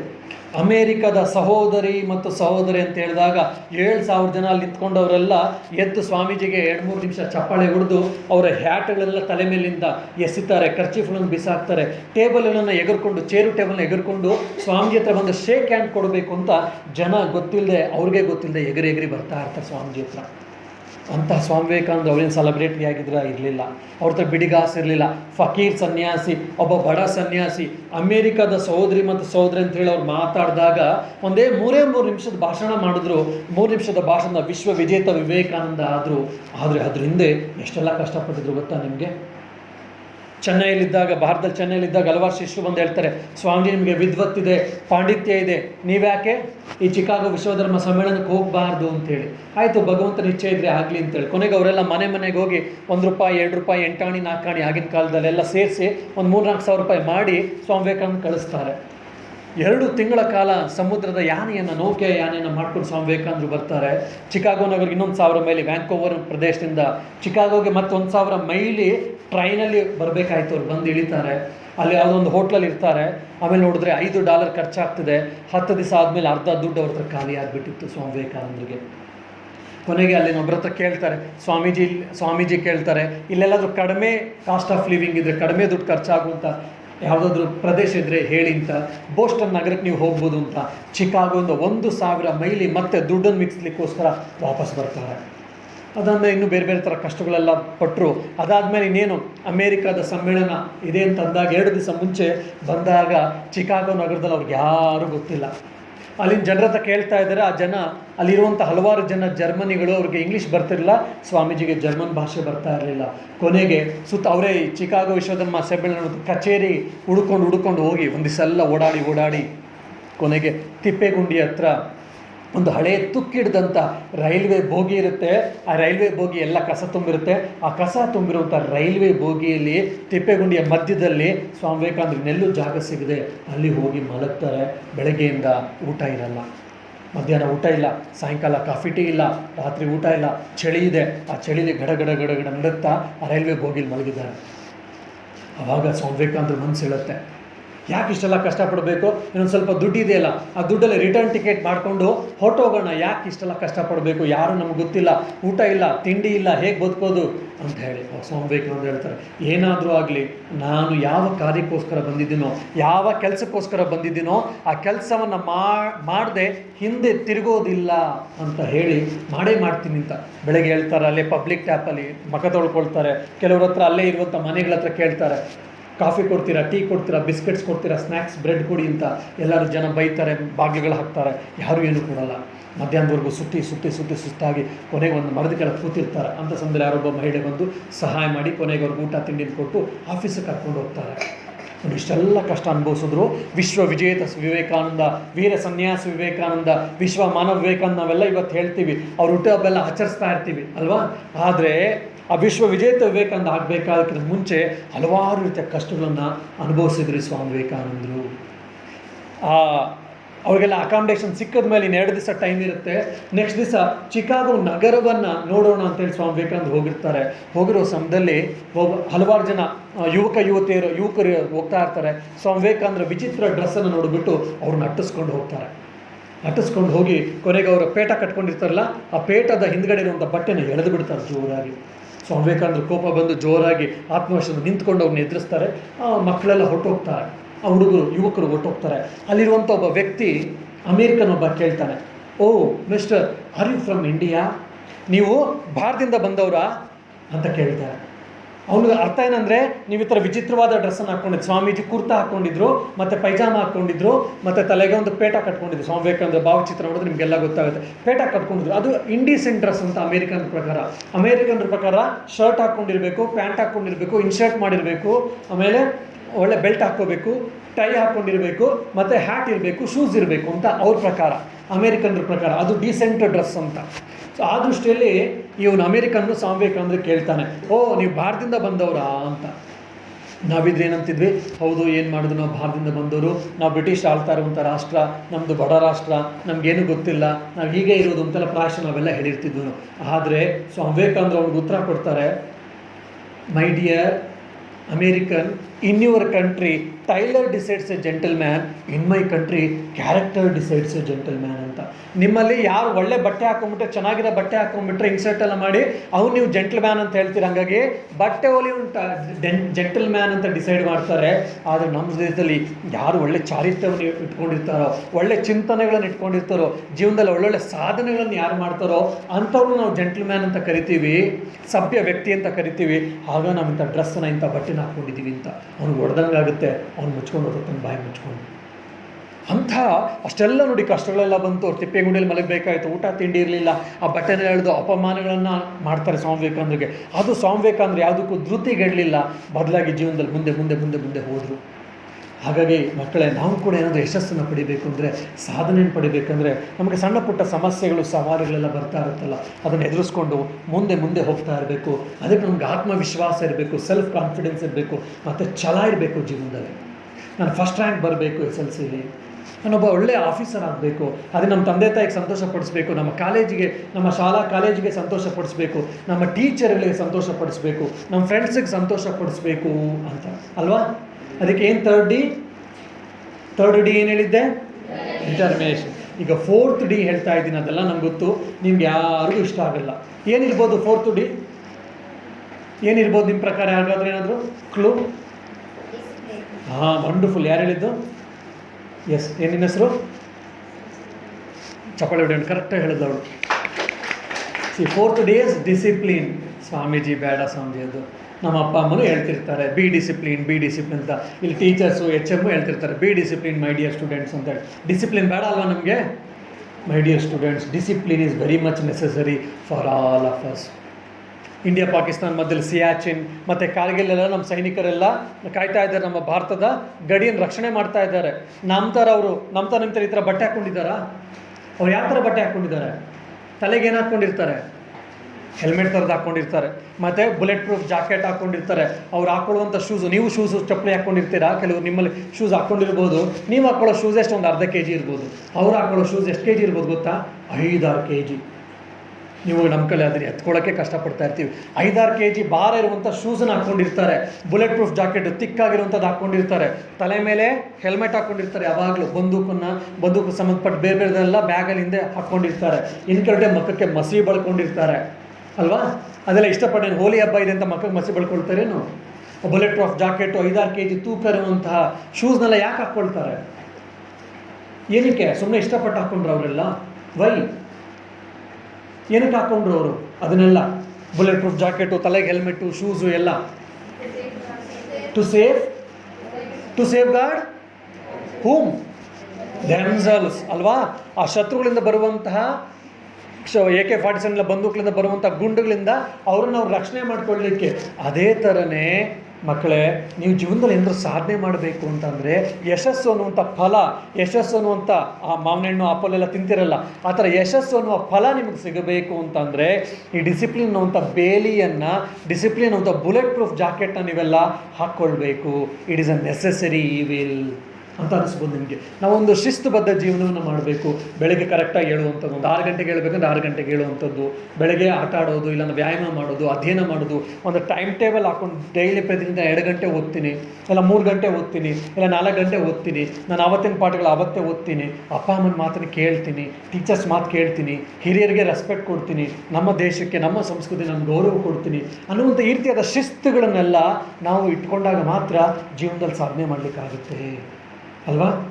ಗಾಂಧೀಜಿ ಜೀವನದಲ್ಲಿ ನೋಡಿ, ಸುಭಾಷ್ ಚಂದ್ರ ಬೋಸ್ ಜೀವನದಲ್ಲಿ ನೋಡಿ, ಚಂದ್ರಶೇಖರ್ ಆಜಾದ್ ಜೀವನದಲ್ಲಿ ನೋಡಿ, APJ ಅಬ್ದುಲ್ ಕಲಾಂ ಜೀವನದಲ್ಲಿ ನೋಡಿ, ಅವರೆಲ್ಲರೂ ಕೂಡ ಶಿಸ್ತಿನ ಸಿಪಾಯಿಗಳಾಗಿದ್ದರು. Srinivas Ramanujam, great mathematician, sir CV Raman, ಈಗ ಕಿರಣ್ ಕುಮಾರ್ ಅಂತ ಹೇಳೋ ಇನ್ನೊಬ್ಬ ಇಸ್ರೋ ಒಬ್ಬ ಸೈಂಟಿಸ್ಟ್, ಇವರೆಲ್ಲ ನೋಡಿದ್ರೆ ಅವರೆಲ್ಲರ ಜೀವನದಲ್ಲೂ ಕೂಡ ಅವರು ಶಿಸ್ತುಬದ್ಧ ಜೀವನವನ್ನು ನಡೆಸಿದರು. ಹಾಗಾಗಿ 4th D ಏನು? ಡಿಸಿಪ್ಲಿನ್. ಈಗ ಫಾರ್ ಎಕ್ಸಾಂಪಲ್ ನಿಮ್ಮ ತೋಟ ಎಲ್ಲ ಇರುತ್ತಲ್ಲ, ನಿಮ್ಮಲ್ಲಿ ತೋಟ ಜಮೀನೆಲ್ಲ ಇರುತ್ತಲ್ಲ, ಅದಕ್ಕೇನು ಹಾಕಿರ್ತೀರಾ? ಹಸು ದನ ಕರುಗಳೆಲ್ಲ ಬರಬಾರ್ದು ಅಂತ ಬೇಲಿ ಕಟ್ಟಿರ್ತೀರಾ. ಬೇಲಿನ ಇಷ್ಟಪಡೋದೇನು? ಅದು ತುಂಬ ಚೆನ್ನಾಗಿ ಇಷ್ಟಪಟ್ಟು ಟೈಮ್ ಪಾಸ್ಗೆ ಅಂತ ಕಟ್ತೀರೇನು? ಇಲ್ಲ. ಬೇಲಿ ಕಟ್ತಿದ್ರೆ ಏನಾಗುತ್ತೆ? ಎಲ್ಲ ಹಸು ಕರುಗಳು ಮೇಕೆ ಕುರಿ ಎಲ್ಲ ಬಂದ್ಬಿಟ್ಟು ಏನಾಗುತ್ತೆ? ತಿನ್ಬಿಡ್ತವೆ. ಅದಕ್ಕೆ ಏನು ಮಾಡ್ತೀರಾ ನೀವು? ಬೇಲಿ ಕಟ್ತೀರಾ. ಹಾಗಾಗಿ ಡಿಸಿಪ್ಲಿನ್ ಅನ್ನುವಂಥದ್ದು, ಶಿಸ್ತು ಅನ್ನುವಂಥದ್ದು ನಮ್ಮ ಜೀವನಕ್ಕೆ ಒಂದು ಬೇಲಿ ಮಕ್ಕಳೇ. ಹೇಗೆ ನೀವು ಬೇಲಿ ಕಟ್ಟಿದ್ರೆ ಪುಂಡ್ರು ಪೋಖ್ರಿಗಳು ಬರಲ್ವೋ, ಹಸು ಕರುಗಳೆಲ್ಲ ಬಂದು ನಿಮ್ಮ ಜಮೀನನ್ನು, ನಿಮ್ಮ ಹೊಲ ಗದ್ದೆಗಳನ್ನು ಹಾಳು ಮಾಡಲ್ವೋ, ಹಾಗೆ ನೀವು ಯಶಸ್ಸನ್ನು ಪಡಿಬೇಕು ಅಂದರೆ, ಸಾಧನೆನೇ ಏನಾದರೂ ಪಡಿಬೇಕಂದ್ರೆ, ಜೀವನದಲ್ಲಿ ಏನಾದರೂ ಮುಂದೆ ಹೋಗಬೇಕು ಅಂತಂದರೆ ಅದಕ್ಕೆ ಶಿಸ್ತು, ಡಿಸಿಪ್ಲಿನ್ ಅನ್ನುವಂಥ ಬೇಲಿಯನ್ನು ನೀವು ಕಟ್ಕೊಳ್ಬೇಕು. ಅವಾಗ ಏನು ಬೇಕಾದರೂ ಸಾಧಿಸ್ಬೋದು. ಅವಾಗ ಸಕ್ಸಸ್ ಅನ್ನುವಂಥದ್ದು ನಿಮ್ಮದೇ. ಯಶಸ್ಸು ಯಾರ ಕೈಲಿದೆ? ಯಶಸ್ಸು ಯಾರ ಕೈಲಿದೆ? ಯಶಸ್ಸು ಯಾರ ಕೈಲಿದೆ? ನಿಮ್ಮ ಕೈಲಿದೆ. ಸೊ ಫಸ್ಟ್ ರ್ಯಾಂಕ್ ಯಾರು ಬರಬೇಕು? ಯಾರಿಂದ ಸಾಧ್ಯ? ನಿಮ್ಮ ಟೀಚರ್ಸಿಂದಲ್ಲ, ನಿಮ್ಮ ಪೇರೆಂಟ್ಸಿಂದಲ್ಲ. ಅವರೆಲ್ಲ ನಿಮಗೆ ಸಹಾಯ ಮಾಡ್ತಾರೆ. ಅವರದ್ದೇ ಸೆಕೆಂಡ್ರಿ ಕಾಸಸ್. ಅವರೆಲ್ಲ ನಿಮಗೆ ಸಹಕಾರಿ ಕಾರಣಗಳು. ನಿಮ್ಗೆ ಒಳ್ಳೆ ವ್ಯವಸ್ಥೆಯನ್ನು ಮಾಡಿಕೊಡ್ತಾರೆ, ಒಳ್ಳೆ ಸ್ಟೇಜನ್ನು ಕ್ರಿಯೇಟ್ ಮಾಡಿಕೊಡ್ತಾರೆ ಅಲ್ವಾ? ಚೆನ್ನಾಗಿ ಪಾಠ ಮಾಡ್ತಾರೆ, ಬೇಕಾದಂಥ ಅನುಕೂಲಗಳನ್ನು ಮಾಡಿಕೊಡ್ತಾರೆ, ಪರಿಸರವನ್ನು ಕ್ರಿಯೇಟ್ ಮಾಡಿಕೊಡ್ತಾರೆ. ಆದರೆ ಅದನ್ನು ಉಪಯೋಗಿಸ್ಕೊಂಡು ಮೇಲೆ ಬರಬೇಕಾದವ್ರು ಯಾರು? ನೀವೇ ಅಲ್ವಾ? ಸೊ ಫಸ್ಟ್ ರ್ಯಾಂಕ್ ಬರಬೇಕಾದವ್ರು ಯಾರು? ನಾವೇ. ಬರಬೇಕಾದಂಥ ಶಕ್ತಿ ಯಾರಲ್ಲಿದೆ? ಆ ಜವಾಬ್ದಾರಿ ಯಾರಲ್ಲಿದೆ? ಸೊ ಯಶಸ್ಸು ಯಾರ್ದು? ಯಶಸ್ಸು ಯಾರ ಕೈಲಿದೆ? ಸೊ ಯಶಸ್ಸು ಬೇರೆಯವ್ರ ಕೈಲಿದೆ ಅಂತ ಹೇಳ್ಬೇಡಿ, ಯಶಸ್ಸು ನಮ್ಮ ಕೈಲಿದೆ. ಅದಕ್ಕೆ ಸ್ವಾಮಿ ವಿವೇಕಾನಂದ ಹೇಳ್ತಾರೆ, ನಿನ್ನ ಏಳಿಗೆಗೆ ನೀನೇ ಶಿಲ್ಪಿ, ನನ್ನ ಏಳಿಗೆಗೆ ನಾನೇ ಶಿಲ್ಪಿ. We are the creators of our own destiny ಅಂತ ಸ್ವಾಮಿ ವಿವೇಕಾನಂದ ಹೇಳ್ತಾರೆ. ಅದಕ್ಕೆ B responsible, B responsible, B responsible ಅಂತ ಸ್ವಾಮಿ ವಿವೇಕಾನಂದ ಮತ್ತೆ ಮತ್ತೆ ಹೇಳಿದ್ರು. ಅಂಥ ಜವಾಬ್ದಾರಿಯುತವಾದ ವಿದ್ಯಾರ್ಥಿ ನೀವಾಗಲಿ, ಇವತ್ತಿನಿಂದ ನೀವು ಜೀವನದಲ್ಲಿ ಏನು ಮಾಡಬೇಕು ಅನ್ನುವಂಥ ಒಂದು ಆಸೆಯನ್ನು, ಕನಸನ್ನು ಕಟ್ಕೊಳ್ಳಿ, ನಿರ್ಧಾರವನ್ನು ಮಾಡಿ ಇವತ್ತಿನಿಂದ ಪ್ರತಿನಿತ್ಯ ಅಹರ್ನಿಶಿ ನಿಮ್ಮ ಜೀವನದಲ್ಲಿ ಆ ಗುರಿ ಹತ್ರ ಹೋಗಲಿಕ್ಕೆ ಸಾಧನೆಯನ್ನು ಮಾಡುವಂತಾಗಲಿ, ನೀವು ಕೂಡ ಒಳ್ಳೊಳ್ಳೆ ಮಾರ್ಕ್ಸ್ ತೆಗೆಯುವಂತಾಗಲಿ, ಒಳ್ಳೆಯ ನಿಜವಾದ ಅರ್ಥದಲ್ಲಿ ಭಾರತೀಯ ನೀವು ಆಗುವಂತಾಗಲಿ. ಅದು ನಿಮ್ಮ ತಂದೆ ತಾಯಿಗೆ, ನಿಮ್ಮ ಟೀಚರ್ಸ್ಗೆ, ನಿಮ್ಮ ಶಾಲಾ ಕಾಲೇಜಿಗೆ, ನಿಮ್ಮ ಊರಿಗೆ, ನಿಮ್ಮ ದೇಶಕ್ಕೆ ಮತ್ತು ನಿಮ್ಮ ರಾಜ್ಯಕ್ಕೆ ಒಳ್ಳೆ ತರುವಂತಹ ಒಳ್ಳೆ ವಿದ್ಯಾರ್ಥಿನಿಯರು, ಯುವ ಭಾರತೀಯರು ನೀವು ಆಗುವಂತಾಗಲಿ ಅಂತ ದೇವರ ಹತ್ರ ಪ್ರಾರ್ಥಿಸ್ತಾ, ದೇವರು ನಿಮಗೆಲ್ಲ ಒಳ್ಳೆಯದಾಗಲಿ ಅಂತ ಹರಿಸ್ತಾ ನನ್ನ ಮಾತಿಗೆ ವಿರಮಿಸ್ತೇನೆ. ಜೈ ರಾಮ್ ಕೃಷ್ಣ, ಜೈ ಹಿಂದ್.